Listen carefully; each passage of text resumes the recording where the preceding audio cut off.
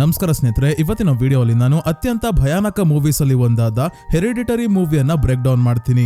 Movie ಮೇಲ್ನೋಟಕ್ಕೆ simple ಆಗಿದೆ ಅಂತ ಅನಿಸಬಹುದು, ಆದ್ರೆ ಮೂವಿ ಒಂದ್ಸಲ ನೋಡಿರೋರು ಖಂಡಿತ ತುಂಬಾನೇ ವಿಷಯಗಳನ್ನ ಮಿಸ್ ಮಾಡ್ಕೊಂಡಿರ್ತೀರಾ.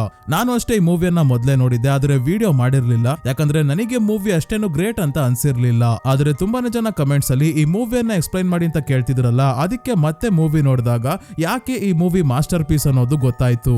ಈ ಮೂವಿಯಲ್ಲಿ ಬಹಳಷ್ಟು ಹಿಡನ್ ಡೀಟೇಲ್ಸ್ ಮತ್ತೆ ಕನೆಕ್ಷನ್ಸ್ ಇದೆ. ಮೂವಿಯನ್ನ ಗಮನ ಇಟ್ಟು ಪ್ರತಿ ಒಂದು ಸೀನ್ ನ ಕೂಡ ಅಡ್ಡ ಉದ್ದುದ ನೋಡಿದಾಗ ಆ ಸೀನ್ ಗಳಲ್ಲಿ ಏನೇನ್ ಅಡಗಿದೆ ಅನ್ನೋದು ಗೊತ್ತಾಗುತ್ತೆ. ತುಂಬಾನೇ ರಿಸರ್ಚ್ ಮಾಡಿ ಈ ವಿಡಿಯೋನ ಮಾಡಿದ್ದೀನಿ ಸ್ನೇಹಿತರೆ, ಎಲ್ಲವನ್ನ ಡೀಟೇಲ್ ಆಗಿ ಬ್ರೇಕ್ ಡೌನ್ ಮಾಡ್ತೀನಿ. ನೀವು ಮೂವಿ ನೋಡ್ಬೇಕಾದ್ರೆ ಏನೇನ್ ಮಿಸ್ ಮಾಡ್ಕೊಂಡಿರ್ತೀರೋ ಅದೆಲ್ಲ ಈ ವಿಡಿಯೋ ಅಲ್ಲಿ ನೋಡಬಹುದು ಸ್ನೇಹಿತರೆ. ಮೂವಿ ಬಗ್ಗೆ ನಿಮ್ಗೆ ಆಲ್ರೆಡಿ ಗೊತ್ತಿರುತ್ತೆ, ರೇಟಿಂಗ್ಸ್ ಎಲ್ಲ ಎಷ್ಟು ಜಾಸ್ತಿ ಇದೆ ಅಂತ, ಅದೆಲ್ಲ ಹೇಳೋಕ್ ಹೋಗಲ್ಲ. ಮುಖ್ಯವಾದ ವಿಷಯದ ಕಡೆ ಹೋಗೋಣ. ಅದಕ್ಕಿಂತ ಮುಂಚೆ ಚಾನಲ್ಗೆ ನೀವಿನ್ನು ಸಬ್ಸ್ಕ್ರೈಬ್ ಆಗಿಲ್ಲ ಅಂದ್ರೆ ದಯವಿಟ್ಟು ಸಬ್ಸ್ಕ್ರೈಬ್ ಆಗಿ ಮತ್ತೆ ನೋಟಿಫಿಕೇಶನ್ ಬೆಲ್ ಐಕನ್ ಆನ್ ಮಾಡೋದ್ರ ಜೊತೆಗೆ ಹೈಪ್ ಕೂಡ ಮಾಡಿ ಸ್ನೇಹಿತರೆ. ಇನ್ನ ಚಾನಲ್ಗೆ ಜಾಯ್ನ್ ಆಗಿ ಮೆಂಬರ್ಸ್ ಆಗಿರೋ ಜೇಮ್ಸ್ ವೆಸ್ಪರ್, KTM ಕೃಷ್ಣ, ಮಧು, ಸ್ಪರ್ಧಾ ಕನಜ, ಮನು, ಸಂದೀಪ್ TK, ವಿಜಯ್ K ಮತ್ತೆ ಅಕ್ಷಯ್ ನಾಗ್ ಎಲ್ಲರಿಗೂ ತುಂಬಾನೇ ಥ್ಯಾಂಕ್ಸ್. ಈ ಮೂವಿಯ ಸ್ಟಾರ್ಟಿಂಗ್ ಅಲ್ಲಿ 78 ವರ್ಷ ವಯಸ್ಸಿನ ಎಲೆನ್ ಟೇಪರ್ ಲೀ ಅನ್ನೋ ಮಹಿಳೆ ಸಾವನ್ನಪ್ಪಿರೋದ್ರ ಬಗ್ಗೆ ಸ್ವಲ್ಪ ಡೀಟೇಲ್ಸ್ ತೋರಿಸ್ತಾರೆ. ಇವರ ಅಂತ್ಯಕ್ರಿಯೆಗೆ ಇನ್ವಿಟೇಷನ್ ಇದ್ದಂಗೆ ಇದ್ದು. ಸೊ ಎಲೆನ್ ದೀರ್ಘಕಾಲ ಅನಾರೋಗ್ಯದ ಕಾರಣದಿಂದ ಮಗಳು ಆನಿಯ ಮನೆಯಲ್ಲಿ ಸಾವನ್ನಪ್ಪಿದ್ದಾರೆ. ಎಲೆನ್ ಅವರ ಗಂಡ ತುಂಬಾನೇ ವರ್ಷಗಳ ಹಿಂದೆನೆ ಸಾವನ್ನಪ್ಪಿದ್ರು. ಎಲೆನ್ಗೆ 2 ಮಕ್ಕಳು, ಆನಿ ಮತ್ತೆ ಚಾರ್ಲ್ಸ್ ಕೂಡ ಸಾವನ್ನಪ್ಪಿದ್ದಾನೆ. ಆನಿ ಇನ್ನೂ ಬದುಕಿದ್ದಾಳೆ. ಆನಿಯ ಗಂಡನ ಹೆಸರು ಸ್ಟೀವ್ ಅಂತ. ಇವ್ರಿಗೆ 2 ಮಕ್ಕಳು, ಪೀಟರ್ ಮತ್ತೆ ಚಾರ್ಲಿ. ಯಾವಾಗ, ಎಲ್ಲಿ, ಎಷ್ಟು ಗಂಟೆಗೆ ಅಂತ್ಯ ಸಂಸ್ಕಾರ ಮಾಡ್ತಾರೆ ಅನ್ನೋದನ್ನ ತೋರಿಸ್ತಾರೆ. ಆನಿ ಡಯೋರಾಮಾ ಆರ್ಟಿಸ್ಟ್ ಆಗಿದ್ದಾಳೆ, ಅಂದ್ರೆ ಮಿನಿಯೇಚರ್ ಮಾಡೆಲ್ ಗಳನ್ನ ಮಾಡ್ತಾಳೆ. ಈಗ ಆನಿನೇ ಮಾಡಿರೋ ಮಿನಿಯೇಚರ್ ಮಾಡೆಲ್ ಗಳನ್ನ ನೋಡ್ತೀವಿ. ಇವತ್ತು ಎಲೆನ್ನ ಅಂತ್ಯ ಸಂಸ್ಕಾರ ಇರೋದ್ರಿಂದ ಆನಿ ಆಗ್ಲೇ ರೆಡಿಯಾಗಿ ಕಾರಲ್ಲಿ ಕೂತ್ಕೊಂಡು ಅಳ್ತಾ ಇದ್ದಾಳೆ. ಸ್ಟೀವ್ ಇನ್ನೂ ಮಲಗಿರೋ ಮಗನನ್ನ ಎಚ್ಚರಗೊಳಿಸಿ ರೆಡಿ ಆಗೋಕೆ ಹೇಳಿ ಮನೆಯ ಹೊರಗೆ ಟ್ರೀ ಹೌಸ್ ಅಲ್ಲಿ ಇರೋ ಚಾರ್ಲಿ ಹತ್ರ ಬಂದು ಬೈತಾ ಇದ್ದಾರೆ. ಹೊರಗೆ ಚಳಿ ಇದ್ರು ಕೂಡ ಯಾಕಿಲ್ ಮಲ್ಕೊಂಡಿದ್ಯಾ ಅಂತ. ಯಾಕೆ ಜಾಸ್ತಿ ಇವಳು ಟ್ರೀ ಹೌಸ್ ಅಲ್ಲಿ ಇರ್ತಾಳೆ ಅನ್ನೋದು ಮುಂದೆ ಗೊತ್ತಾಗುತ್ತೆ.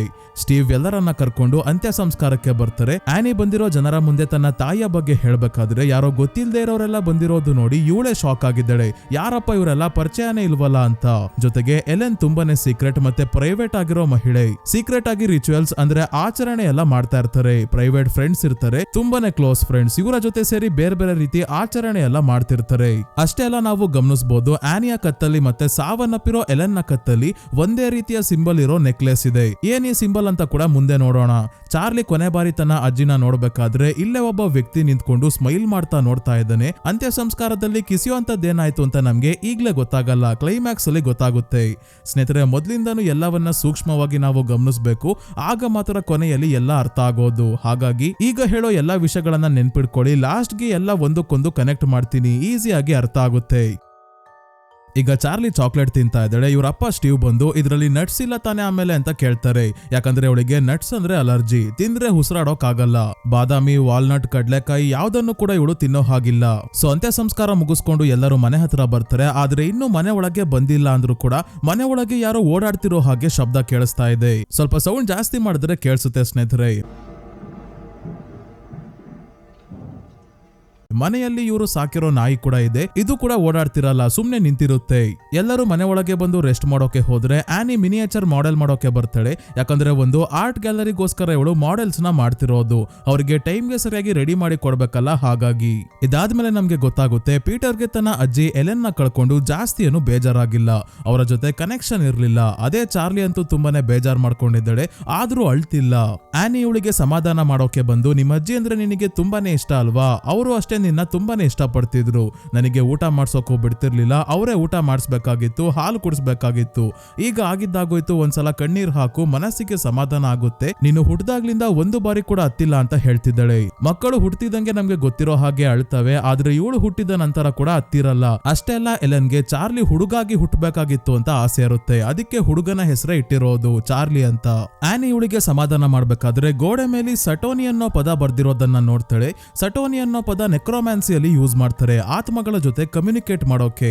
ನೆಕ್ರೋಮ್ಯಾನ್ಸಿ ಅಂದ್ರೆ ಏನ್ ಮಾಡ್ತಾರೆ ಅಂದ್ರೆ ಆತ್ಮಗಳನ್ನ ಆಹ್ವಾನಿಸಿ ಭವಿಷ್ಯವನ್ನ ತಿಳ್ಕೊಳ್ಳೋಕೆ ನೋಡ್ತಾರೆ. ಮತ್ತೆ ಯಾವ್ದಾದ್ರು ಹಿಡನ್ ಸೀಕ್ರೆಟ್ಸ್ ಬಗ್ಗೆ, ರಹಸ್ಯಗಳ ಬಗ್ಗೆ ತಿಳ್ಕೊಂತಾರೆ. ಆದ್ರೆ ಆನಿಗೆ ಈ ಪದದ ಅರ್ಥ ಏನು ಅಂತ ಗೊತ್ತಾಗ್ತಿಲ್ಲ. ಇದರ ಬಗ್ಗೆ ಜಾಸ್ತಿ ತಲೆ ಕೆಡ್ಸ್ಕೊಳ್ಳೋದು ಇಲ್ಲ. ತನ್ನ ಮಿನಿಯೇಚರ್ ಮಾಡೆಲ್ಸ್ ಇಟ್ಟಿರೋ ವರ್ಕ್ಶಾಪ್ ನ ಲೈಟ್ ಆಫ್ ಮಾಡೋಕೆ ಅಂತ ಬಂದಾಗ ಇವಳ ತಾಯಿ ಅಂದ್ರೆ ಎಲೆನ್ ನ ವಸ್ತುಗಳನ್ನ ಇಟ್ಟಿರೋ ಬಾಕ್ಸ್ ನ ನೋಡಿ ಒಳಗೆ ಏನೇನಿದೆ ಅಂತ ನೋಡೋಕೆ ಶುರು ಮಾಡ್ತಾಳೆ. ಒಂದು ಬುಕ್ ಅಲ್ಲಿ ಎಲೆನ್ ಇವಳಿಗೋಸ್ಕರ ಒಂದು ನೋಟ್ ಬರ್ದು ಇಟ್ಟಿದ್ದಾಳೆ. ಆನಿ, ನಾನು ತುಂಬಾನೇ ವಿಷಯಗಳನ್ನ ನಿನಗೆ ಹೇಳಿಲ್ಲ, ಅದಕ್ಕೆ ಕ್ಷಮಿಸು. ನನ್ನ ಹೇಟ್ ಮಾಡಬೇಡ. ನೀನು ಏನೇನ ಕಳ್ಕೊಂಡಿದ್ಯೋ ಅದರ ಬಗ್ಗೆ ಯೋಚನೆ ಮಾಡ್ತಾ ಹತಾಶೆ ಪಡಬೇಡ. ಕೊನೆಯಲ್ಲಿ ನೀನೇ ನೋಡ್ತೀಯ ನಮ್ಮ ತ್ಯಾಗವನ್ನೆಲ್ಲ ಮೀರಿಸುವಂತ ಪ್ರತಿಫಲ ಸಿಗುತ್ತೆ ಅಂತ ಇದೆ. ಆನಿಗೆ ತಲೆಬುಡ ಏನು ಅರ್ಥ ಆಗ್ಲಿಲ್ಲ. ಅದಕ್ಕೆ ಲೈಟ್ ಆಫ್ ಮಾಡಿ ಹೋಗ್ಬೇಕಾದ್ರೆ ರೂಮ್ ನ ಮೂಲೆಯಲ್ಲಿ ಇವರಮ್ಮ ಎಲೆನ್ ನಿಂತಿರೋ ಹಾಗೆ ಕಾಣಿಸ್ತಾ ಇದೆ. ಬ್ರೈಟ್ನೆಸ್ ಜಾಸ್ತಿ ಮಾಡಿ ನೋಡಿದ್ರೆ ನೀಟಾಗಿ ಕಾಣಿಸುತ್ತೆ ಅವರ ಆತ್ಮ ನಿಂತಿರೋದು. ಆನಿ ಗಾಬರಿಯಾಗಿ ಲೈಟ್ ನ ಆನ್ ಮಾಡ್ತಿದ್ದಂಗೆ ಯಾರು ಕಾಣ್ತಿಲ್ಲ, ಮೋಸ್ಟ್ಲಿ ಭ್ರಮೆ ಅನ್ಸುತ್ತೆ ಅಂತ ಹೇಳಿ ಲೈಟ್ ಆಫ್ ಮಾಡ್ಕೊಂಡು ಹೋಗ್ತಾಳೆ. ಇಲ್ಲಿ ಆನಿ ಮಾಡಿರೋ ಒಂದು ಮಿನಿಯೇಚರ್ ಮಾಡೆಲ್ ನ ನೋಡ್ತೀವಿ. ಆನಿಗೆ ಚಾರ್ಲಿ ಹುಟ್ಟಿದ ನಂತರ ಎಲೆನ್ ತನ್ನ ಎದೆ ಹಾಲು ಚಾರ್ಲಿಗೆ ಕುಡ್ಸೋಕೆ ಬಂದಿದ್ದಂತ ಸಂದರ್ಭ ಇದು. ಮುಂದಿನ ದಿನ ಪೀಟರ್ ಸ್ಕೂಲಲ್ಲಿ ತಾನು ಇಷ್ಟಪಡೋ ಹುಡುಗಿ ಬ್ರಿಡ್ಜೆಟ್ ನ ನೋಡ್ಕೊಂಡು ಕೂತಿದ್ದಾಗ ಟೀಚರ್ ದ ವುಮೆನ್ ಆಫ್ ಟ್ರಾಚಿಸ್ ಅನ್ನೋ ನಾಟಕದ ಬಗ್ಗೆ ಡಿಸ್ಕಸ್ ಮಾಡ್ತಾ ಇದ್ದಾರೆ. ಈ ನಾಟಕದಲ್ಲಿ ಗ್ರೀಕ್ ಪುರಾಣಗಳಲ್ಲಿ ಬರುವಂತ ಒಬ್ಬ ಹೀರೋ ಹಿರಾಕ್ಲಸ್ ನ ದುರಂತ ಅಂತ್ಯ ಹೇಗಾಯ್ತು ಅಂತ ಹೇಳಿದ್ದಾರೆ. ರೋಮನ್ ಅಲ್ಲಿ ಹರ್ಕ್ಯುಲಿಸ್ ಅಂತ ಕರೀತಾರೆ. ಈ ಹೆಸರು ಮೋಸ್ಟ್ಲಿ ನಿಮ್ಗೆ ಗೊತ್ತಿರುತ್ತೆ. ಹಿರಾಕ್ಲಸ್ ಅತ್ಯಂತ ಶಕ್ತಿಶಾಲಿ ಆಗಿರ್ತಾನೆ. ಜಿಯೂಸ್ ಅನ್ನೋ ದೇವತೆಯ ಮಗ. ನಮ್ಮಲ್ಲಿ ಇಂದ್ರ ಹೇಗೆ ದೇವತೆಗಳ ರಾಜನೋ ಅದೇ ರೀತಿ ಇಲ್ಲಿ ಜಿಯೂಸ್ ಕೂಡ. ಜಿಯೂಸ್ಗೆ ಭೂಮಿಯಲ್ಲಿ ಇದ್ದ ಆಲ್ಕ್ಮೆನೆ ಅನ್ನೋ ಹುಡುಗಿ ತುಂಬಾನೇ ಇಷ್ಟ ಆಗಿ ಅವಳ ಗಂಡನ ರೂಪದಲ್ಲಿ ಭೂಮಿಗೆ ಬಂದು ಅವಳ ಜೊತೆ ಸಂಬಂಧ ಬೆಳೆಸಿದಾಗ ಆಲ್ಕ್ಮೆನೆಗೆ ಹುಟ್ಟಿದೆ ಹಿರಾಕ್ಲಿಸ್. ಹಾಗಾಗಿ ಹಿರಾಕ್ಲಿಸ್ ತುಂಬಾನೇ ಬಲಶಾಲಿ ಆಗಿರ್ತಾನೆ. ಹಿರಾಕ್ಲಿಸ್ದು ತುಂಬಾನೇ ದೊಡ್ಡ ಕತೆ, ಆದ್ರೆ ಇಲ್ಲಿ ಇಂಪಾರ್ಟೆಂಟ್ ಆಗಿರೋ ವಿಷಯ ಮಾತ್ರ ಹೇಳ್ತೀನಿ. ಒಂದಿನ ಹಿರಾಕ್ಲಿಸ್ ತನ್ನ ಹೆಂಡತಿ ಡಿಯಾನೇರಾ ಜೊತೆ ನದಿಯನ್ನ ಕ್ರಾಸ್ ಮಾಡೋಕೆ ನೋಡ್ತಿದ್ದಾಗ ನೆಸಸ್ ಅನ್ನೋ ಹೆಸರಿನ ಒಂದು ಕ್ರೀಚರ್ ಬರ್ತಾನೆ. ಇವನ ದೇಹದ ಮೇಲ್ಭಾಗ ಮನುಷ್ಯನ ರೀತಿ ಇದ್ರೆ ಸೊಂಟದ ಕೆಳಗೆ ಕುದುರೆಯ ರೀತಿ ದೇಹ ಇರುತ್ತೆ.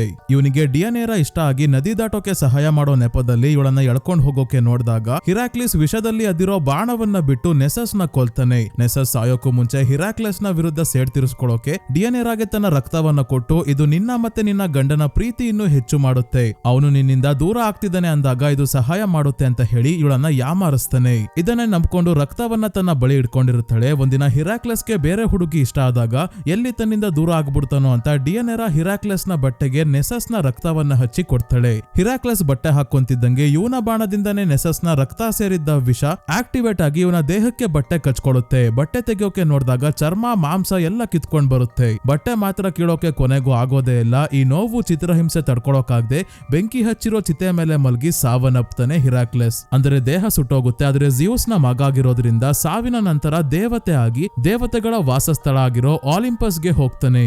ತನ್ನ ತಪ್ಪಿನ ಅರಿವಾಗಿ ಹೆಂಡತಿ ಡಿಯಾನೇರಾ ಆತ್ಮಹತ್ಯೆ ಮಾಡ್ಕೊಂಡು ಸಾವನ್ನಪ್ತಾಳೆ. ಇದರ ಜೊತೆಗೆ ಮೊದಲೇ ಒಂದು ಭವಿಷ್ಯವಾಣಿಯಿಂದ ಹಿರಾಕ್ಲಿಸ್ಗೆ ತನ್ನ ಸಾವು ಆಲ್ರೆಡಿ ಸಾವನ್ನಪ್ಪಿರೋರಿಂದ ಆಗುತ್ತೆ ಅಂತ ಗೊತ್ತಾಗಿತ್ತು. ಆದ್ರೂ ಕೂಡ ವಿಧಿಯಿಂದ ತಪ್ಪಿಸ್ಕೊಳ್ಳೋಕೆ ಸಾಧ್ಯ ಆಗ್ಲಿಲ್ಲ. ಇದೊಂದೇ ಅಲ್ಲ, ಹಿರಾಕ್ಲಿಸ್ಗೆ ತನ್ನ ಸಾವಿನ ಬಗ್ಗೆ ಏನೆಲ್ಲ ಆಗುತ್ತೆ ಅಂತ ಸೂಚನೆ ಮೊದಲೇ ಸಿಕ್ಕಿದ್ರು ಕೂಡ ಪ್ರಯೋಜನ ಆಗಿರಲ್ಲ. ಅದೇ ಈ ಮೂವಿಯಲ್ಲೂ ಆಗುತ್ತೆ. ಹೇಗೆ ಅಂತ ನೋಡೋಣ. ಇದೇ ಟಾಪಿಕ್ ಬಗ್ಗೆ ಸ್ಕೂಲಲ್ಲಿ ಚರ್ಚೆ ಮಾಡ್ತಾ ಇದ್ದಾರೆ. ಇನ್ನೊಂದ್ ಕಡೆ ತನ್ನ ಕ್ಲಾಸ್ ರೂಮ್ ಅಲ್ಲಿ ಇರೋ ಚಾರ್ಲಿ ಟೆಸ್ಟ್ ಬರೆಯೋದ್ ಬಿಟ್ಟು ಗೊಂಬೆ ಮಾಡೋದ್ರಲ್ಲಿ ಬ್ಯುಸಿ ಆಗಿದ್ದಾಳೆ. ಅದಕ್ಕೆ ಗೊಂಬೆ ಆಮೇಲೆ ಮಾಡೋಂತೆ ಪೇಪರ್ ಬರೆಯಮ್ಮ ಅಂದಾಗ ಒಂದು ಪಕ್ಷಿ ಹಾರ್ಕೊಂಡ್ ಬಂದು ಕಿಟಕಿ ಗ್ಲಾಸ್ಗೆ ಗುದ್ಕೊಂಡು ಸಾವನ್ನಪ್ಪುತ್ತೆ. ಕ್ಲಾಸ್ ಮುಗಿದ ನಂತರ ಚಾರ್ಲಿ ಕತ್ರಿ ಎತ್ಕೊಂಡ್ ಬಂದು ಯಾರಿಗೂ ಕಾಣ್ದಂಗೆ ಆ ಸಾವನ್ನಪ್ಪಿರೋ ಪಕ್ಷಿಯ ತಲೆಯನ್ನ ಕಟ್ ಮಾಡಿ ತನ್ನ ಬಳಿ ಇಟ್ಕೊಂತಾಳೆ. ಮತ್ತೆ ಹಾಗೆ ಚಾಕ್ಲೇಟ್ ತಿಂತಾ ಇದ್ದಾಗ ಇವಳನ್ನ ರೋಡ್ ನ ಇನ್ನೊಂದು ಸೈಡ್ ಅಲ್ಲಿ ನಿಂತಿರೋ ಒಬ್ಳು ಮಹಿಳೆ ಸ್ಮೈಲ್ ಮಾಡ್ತಾ ನೋಡ್ತಾ ಇದ್ದಾಳೆ. ಇವತ್ ರಾತ್ರಿ ಆನಿ ತನ್ನ ಕೆಲಸ ಮುಗಿಸಿ ವರ್ಕ್ ಶಾಪ್ ಇಂದ ಹೊರಗೆ ಬಂದಾಗ ನೋಡ್ತಾಳೆ ಇವರಮ್ಮ ಎಲೆನ್ ನ ರೂಮ್ ನ ಡೋರ್ ಓಪನ್ ಆಗಿದೆ. ಇದ್ಯಾರಪ್ಪ ಓಪನ್ ಮಾಡಿರೋದು ಅಂತ ನೋಡೋಕೆ ಬಂದಾಗ ರೂಮ್ ಒಳಗೆ ನೆಲದ ಮೇಲೆ ಟ್ರಯಾಂಗಲ್ ಶೇಪ್ ನ ಯಾರೋ ಡ್ರಾ ಮಾಡಿದರೆ. ಈ ವಿಷಯ ಸ್ಟೀವ್ ಗೆ ಬಂದು ಹೇಳಿದಾಗ ರೂಮ್ ಡೋರ್ ನ ಲಾಕ್ ಮಾಡ್ತಾರೆ ಸ್ಟೀವ್. ಹಿಂದೆನೆ ಎಲೆನ್ ನ ಮಣ್ ಮಾಡಿರೋ ಸ್ಮಶಾನದವರಿಂದ ಕಾಲ್ ಬಂತು. ಯಾಕಂದ್ರೆ ಯಾರೋ ಎಲೆನ್ ನ ಸಮಾಧಿ ಆಗಿದ್ದು ಡೆಡ್ ಬಾಡಿನ ಎತ್ಕೊಂಡು ಹೋಗಿದ್ದಾರೆ. ಈ ವಿಷಯ ಆನಿಗೆ ಹೇಳಿದ್ರೆ ಮತ್ತೆ ಟೆನ್ಷನ್ ಆಗ್ತಾಳೆ ಅಂತ ಸ್ಟೀವ್ ತಾವೇ ಈ ಮ್ಯಾಟರ್ ನ ನೋಡಿದ್ರಾಯ್ತು ಅಂತ ಆನಿಗೆ ಏನು ಹೇಳಲ್ಲ. ಬಿಲ್ ಕಟ್ಟಬೇಕಾಗಿತ್ತು ಅದಕ್ಕೆ ಫೋನ್ ಮಾಡಿದ್ದಾರೆ ಅಂತ ಸುಳ್ಳು ಹೇಳಿ ಸುಮ್ನಾಗ್ತಾರೆ. ಅದೇ ಆನಿ ಕೂಡ ನಾನು ಮೂವಿಗೆ ಹೋಗ್ ಬರ್ತೀನಿ ಅಂತ ಹೊರಡ್ತಾಳೆ. ಆದ್ರೆ ಬರೋದು ಮೂವಿ ನೋಡೋಕೆ ಅಲ್ಲ, ಸಪೋರ್ಟ್ ಗ್ರೂಪ್ಗೆ. ಈ ಸಪೋರ್ಟ್ ಗ್ರೂಪ್ ಅಲ್ಲಿ ಇರೋರೆಲ್ಲ ತಮಗೆ ಹತ್ತಿರವಾದವ್ರನ್ನ ಕಳ್ಕೊಂಡು ತುಂಬಾನೇ ದುಃಖದಲ್ಲಿ ಇದ್ದಾರೆ, ಡಿಪ್ರೆಸ್ಡ್ ಆಗಿದ್ದಾರೆ. ಹಾಗಾಗಿ ಮನ್ಸಲ್ಲಿ ಇರೋದೆಲ್ಲ ಹಂಚ್ಕೊಂಡು ಒಬ್ರಿಗೊಬ್ರು ಸಮಾಧಾನ ಮಾಡ್ಕೊಳ್ಳೋದು, ನಿಮ್ ಜೊತೆ ನಾವು ಕೂಡ ಇದೀವಿ ಅನ್ನೋ ಧೈರ್ಯ ಕೊಡೋದೇ ಈ ಸಪೋರ್ಟ್ ಗ್ರೂಪ್. ಆನಿ ಇಲ್ಲಿ ತನ್ನ ಮನ್ಸಲ್ಲಿ ಇರೋದನ್ನೆಲ್ಲ ಹೇಳ್ಕೊಂತಾ ಇದ್ದಾಳೆ. ಹೇಗೆ ತನ್ನ ಫ್ಯಾಮಿಲಿಯಲ್ಲಿ ಇರೋರ್ಗೆಲ್ಲ ಮೆಂಟಲ್ ಪ್ರಾಬ್ಲಮ್ಸ್ ಇತ್ತು ಅಂತ. ಇವರಮ್ಮ ಅಂದ್ರೆ ಎಲೆನ್ಗೆ ವಯಸ್ಸಾದ ನಂತರ ಮಲ್ಟಿಪಲ್ ಪರ್ಸನಾಲಿಟಿ ಡಿಸಾರ್ಡರ್ ಶುರು ಆಗಿರುತ್ತೆ. ಒಂದೊಂದು ಸಮಯ ಬೇರೆಯವ್ರ ತರಾನೇ ನಡ್ಕೊಂತಾ ಇರ್ತಾಳೆ. ಅಷ್ಟೇ ಅಲ್ಲ, ಮರುವಿನ ಕಾಯಿಲೆ ಕೂಡ ಹೆಚ್ಚಾಗ್ತಾ ಇರುತ್ತೆ. ಇನ್ನ ಇವರಪ್ಪ ಏನ್ ಕಡಿಮೆ ಇಲ್ಲ. ಆನಿ ಚಿಕ್ಕವಳಿದ್ದಾಗ್ಲೇ ಅವರಿಗೆ ಸೈಕೋಸಿಸ್ ಶುರು ಆಗಿರುತ್ತೆ. ಭ್ರಮೆ ಯಾವುದು ರಿಯಲ್ ಯಾವುದು ಅಂತಾನೆ ಗೊತ್ತಾಗ್ತಿರಲ್ಲ. ಅದೇನ್ ಭ್ರಮೆ ಆಯ್ತೋ ಏನೋ ಊಟ ತಿಂಡಿ ಮಾಡೋದು ನಿಲ್ಸಿ ಅವರು ಕೂಡ ಸಾವನ್ನಪ್ಪಿರ್ತಾರೆ. ಇನ್ನ ಆನಿಯ ಅಣ್ಣ ಚಾರ್ಲ್ಸ್ಗೂ ಕೂಡ ಭ್ರಮೆ ಆಗ್ತಿರುತ್ತೆ. ಇಲ್ದೇ ಇರೋದೆಲ್ಲ ಕಾಣಿಸೋಕೆ ಶುರು ಆದಾಗ ಕೇವಲ 16 ವರ್ಷ ವಯಸ್ಸಿನ ಚಾರ್ಲ್ಸ್ ನೇಣ್ ಹಾಕೊಂಡು ಆತ್ಮಹತ್ಯೆ ಮಾಡ್ಕೊಂಡಿರ್ತಾನೆ. ನೋಟಲ್ಲಿ ತನ್ನ ಸಾವಿಗೆ ಕಾರಣ ತನ್ನ ತಾಯಿ ಎಲೆನ್, ಅವಳು ನನ್ನ ದೇಹದ ಒಳಗೆ ಬೇರೆ ಬೇರೆ ವ್ಯಕ್ತಿಗಳನ್ನ ಹಾಕೋಕೆ ನೋಡ್ತಿದ್ಲು ಅಂತ ಬರ್ದಿರ್ತಾನೆ. ಅಂದ್ರೆ ಯಾವುದೋ ಆತ್ಮವನ್ನ ಅಥವಾ ದುಷ್ಟ ಶಕ್ತಿಯನ್ನ ಚಾರ್ಲ್ಸ್ ನ ದೇಹದ ಒಳಗೆ ಹಾಕೋಕೆ ನೋಡಿರ್ತಾಳೆ ಎಲೆನ್. ಆನಿ ಮದುವೆ ಆದ ನಂತರ ಎಲೆನ್ ತುಂಬಾನೇ ಮ್ಯಾನಿಪುಲೇಟ್ ಮಾಡ್ತಿರ್ತಾಳೆ, ಅವಳ ಜೊತೆ ಇರೋದು ಬೇಡ ಅಂತ ಸ್ಟೀವ್ ಆನಿನ ದೂರ ಕರ್ಕೊಂಡು ಹೋಗ್ತಾರೆ. ಎಲೆನ್ ಜೊತೆ ಎಲ್ಲಾ ಕಾಂಟ್ಯಾಕ್ಟ್ ನ ಕಟ್ ಮಾಡಿ ಇವರು ಅವಳನ್ನ ಮತ್ತೆ ಭೇಟಿ ಆಗೋದೇ ಇಲ್ಲ. ಪೀಟರ್ ಹುಟ್ಟಿ 3-4 ವರ್ಷ ಆದ್ಮೇಲೆ ಚಾರ್ಲಿ ಹುಟ್ಟೋ ಸಮಯದಲ್ಲಿ ಮತ್ತೆ ಎಲೆನ್ ತಮ್ಮ ಲೈಫ್ ಗೆ ಬರೋಕೆ ಪರ್ಮಿಷನ್ ಕೊಡ್ತಾಳೆ ಆನಿ. ಆದ್ರೆ ಎಲೆನ್ ಬರ್ತಿದ್ದಂಗೆ ಚಾರ್ಲಿನ ಆನಿಗಿಂತ ಜಾಸ್ತಿ ತನ್ನ ಮಗಳ ರೀತಿ ಬೆಳೆಸೋಕೆ ಶುರು ಮಾಡ್ತಾಳೆ. ಮೊದ್ಲೇ ಹೇಳ್ದಂಗೆ ಆನಿಗೂ ಹಾಲು ಕುಡ್ಸೋಕೆ ಬಿಡ್ದಂಗೆ ತಾನೇ ಎದೆ ಹಾಲು ಕುಡ್ಸೋಕೆ ಓಡ್ ಬಂದಿರ್ತಾಳೆ. ಇದರಿಂದ ಆನಿಗೆ ಮತ್ತೆ ಗಿಲ್ಟ್ ಶುರು ಆಯ್ತು. ಸುಮ್ನೆ ಗಂಡ ಹೇಳ್ದಂಗೆ ಕೇಳೋದ್ ಬಿಟ್ಟು ಮತ್ತೆ ಅವಳನ್ನ ನಮ್ಮ ಮನೆಗೆ ಕರ್ಕೊಂಡೆ, ಈಗ ನೋಡಿದ್ರೆ ನನ್ನ ಮಗಳನ್ನೇ ನನ್ನಿಂದ ದೂರ ಮಾಡ್ತಿದ್ದಾಳೆ, ಅವಳನ್ನ ತನಿಗೆ ಬೇಕಾದ ಹಾಗೆ ಬೆಳೆಸ್ತಾ ಇದ್ದಾಳೆ, ಮ್ಯಾನಿಪುಲೇಟ್ ಮಾಡ್ತಾ ಇದ್ದಾಳೆ ಅಂತ ಅನ್ಸೋಕೆ ಶುರು ಆಗಿರುತ್ತೆ. ಆದ್ರೂ ಕೂಡ ತನ್ನ ತಾಯಿಯ ಮೇಲಿರೋ ಪ್ರೀತಿ ಆನಿಗೆ ಕಡಿಮೆ ಆಗಿರ್ಲಿಲ್ಲ. ಈ ರೀತಿ ಇವಳ ಮನೆಯಲ್ಲಿ ಮೆಂಟಲ್ ಪ್ರಾಬ್ಲಮ್ಸ್ ಜಾಸ್ತಿ. ಮೆಂಟಲ್ ಪ್ರಾಬ್ಲಮೋ ಮಾಟ ಮಂತ್ರದ ಪ್ರಾಬ್ಲಮೋ ಮುಂದೆ ಗೊತ್ತಾಗುತ್ತೆ. ಅದೇ ಮನೆಯಲ್ಲಿ ಪೀಟರ್ ಬ್ರಿಡ್ಜೆಟ್ ನ ಸೋಷಿಯಲ್ ಮೀಡಿಯಾ ಅಕೌಂಟ್ ನ ನೋಡ್ತಾ ಇದ್ದಾನೆ. ಇದರಲ್ಲಿ ಬ್ರಿಡ್ಜೆಟ್ ನ ತುಂಬಾನೇ ಫೋಟೋಸ್ ಇದೆ. ಆದ್ರೆ ಈ ಒಂದು ಫೋಟೋನ ನೆನ್ಪಿಟ್ಕೊಳ್ಳಿ ಸ್ನೇಹಿತರೆ. ಹಾಗೆ ಇವನು ತನ್ನ ಫ್ರೆಂಡ್ ಜೊತೆ ಚಾಟ್ ಮಾಡ್ತಾ ಗಾಂಜಾ ಹೊಡಿಬೇಕಾದ್ರೆ ನಾಳೆ ಇವರ ಫ್ರೆಂಡ್ ನ ಮನೆಯಲ್ಲಿ ದೊಡ್ಡ ಪಾರ್ಟಿ ಇದೆ ಅಂತ ನಮ್ಗೆ ಗೊತ್ತಾಗುತ್ತೆ. ಪೀಟರ್ ರೂಮ್ ತುಂಬಾ ಹೊಗೆ ಆಗುತ್ತೆ ಅಂತ ಕಿಟಕಿಯಿಂದ ಹೊರಗೆ ಹೊಗೆ ಬಿಡ್ಬೇಕಾದ್ರೆ ಆಚೆ ಯಾರೋ ಚಳಿಯಲ್ಲಿ ನಿಂತ್ಕೊಂಡು ಇವನನ್ನೇ ನೋಡ್ತಾ ಜೋರಾಗಿ ಉಸಿರಾಡ್ತಿದ್ದಾರೆ. ಮುಂದಿನ ದಿನ ಬೆಳಗ್ಗೆ ಚಾರ್ಲಿ ತನ್ನ ರೂಮ್ ಅಲ್ಲಿ ಅದೇ ಕ್ಲಾಸ್ ಅಲ್ಲಿ ಒಂದು ಗೊಂಬೆ ಮಾಡ್ತಿದ್ಲಲ್ಲ, ಅದೇ ರೀತಿ ಗೊಂಬೆನ ಈಗ್ಲೂ ಮಾಡ್ತಾ ಇದ್ದಾಳೆ. ಗೊಂಬೆಯ ತಲೆಗೆ ನಿನ್ನೆ ಸ್ಕೂಲ್ ಹತ್ರ ಒಂದು ಪಕ್ಷಿಯ ತಲೆ ಕಟ್ ಮಾಡ್ಕೊಂಡು ಬಂದಿದ್ಲಲ್ಲ, ಅದನ್ನೇ ಫಿಕ್ಸ್ ಮಾಡೋಕೆ ನೋಡ್ತಿದ್ದಾಗ ರೂಮ್ ಒಳಗೆ ಬೆಳಕು ಕಾಣಿಸ್ಕೊಳ್ಳುತ್ತೆ. ಡೈರೆಕ್ಟ್ ಆಗಿ ಟಾರ್ಚ್ ಇಂದ ಲೈಟ್ ಬಿಟ್ಟಂಗಲ್ಲ, ನೀರಿನ ಮೇಲೋ ಅಥವಾ ಗ್ಲಾಸ್ ಮೇಲೆ ಲೈಟ್ ಬಿದ್ದು ರಿಫ್ಲೆಕ್ಷನ್ ಆದಾಗ ಯಾವ ರೀತಿ ಕಾಣಿಸುತ್ತೋ ಅದೇ ರೀತಿ ಬೆಳಕು ಕಾಣಿಸುತ್ತೆ.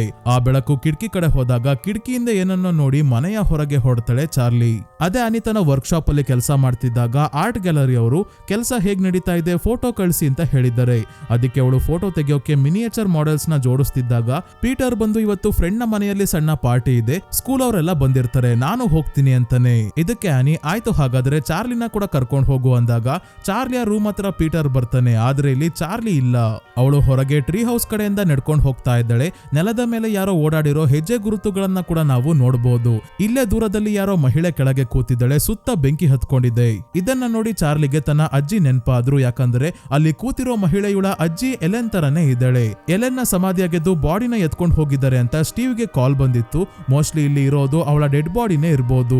ಹಿಂದೆನೆ ಆನಿ ಬಂದು ಇದೇನ್ ಚಪ್ಪಲಿ ಹಾಕೊಂಡಂಗೆ ಇಲ್ಲೆಲ್ಲ ಬಂದಿದ್ಯಾ, ಮೊದ್ಲು ಒಳಗೆ ನಡಿ ಅಂತ ಮನೆಗೆ ಕರ್ಕೊಂಡ್ ಬರ್ತಾಳೆ. ಮತ್ತೆ ಪೀಟರ್ ಜೊತೆ ಪಾರ್ಟಿಗೆ ಹೋಗು ಅಂದ್ರು ಇವಳಿಗೆ ಹೋಗೋಕೆ ಇಷ್ಟ ಇಲ್ಲ. ಆನಿನೇ ಫೋರ್ಸ್ ಮಾಡಿ ಕಳಿಸ್ತಾಳೆ. ಪೀಟರ್ ಚಾರ್ಲಿನ ಕರ್ಕೊಂಡು ಕಾರಲ್ಲಿ ಹೋಗ್ಬೇಕಾದ್ರೆ ರೋಡ್ ಸೈಡ್ ಅಲ್ಲಿ ಒಂದು ಟೆಲಿಫೋನ್ ಪೋಲ್ ನ ನೋಡ್ತೀವಿ.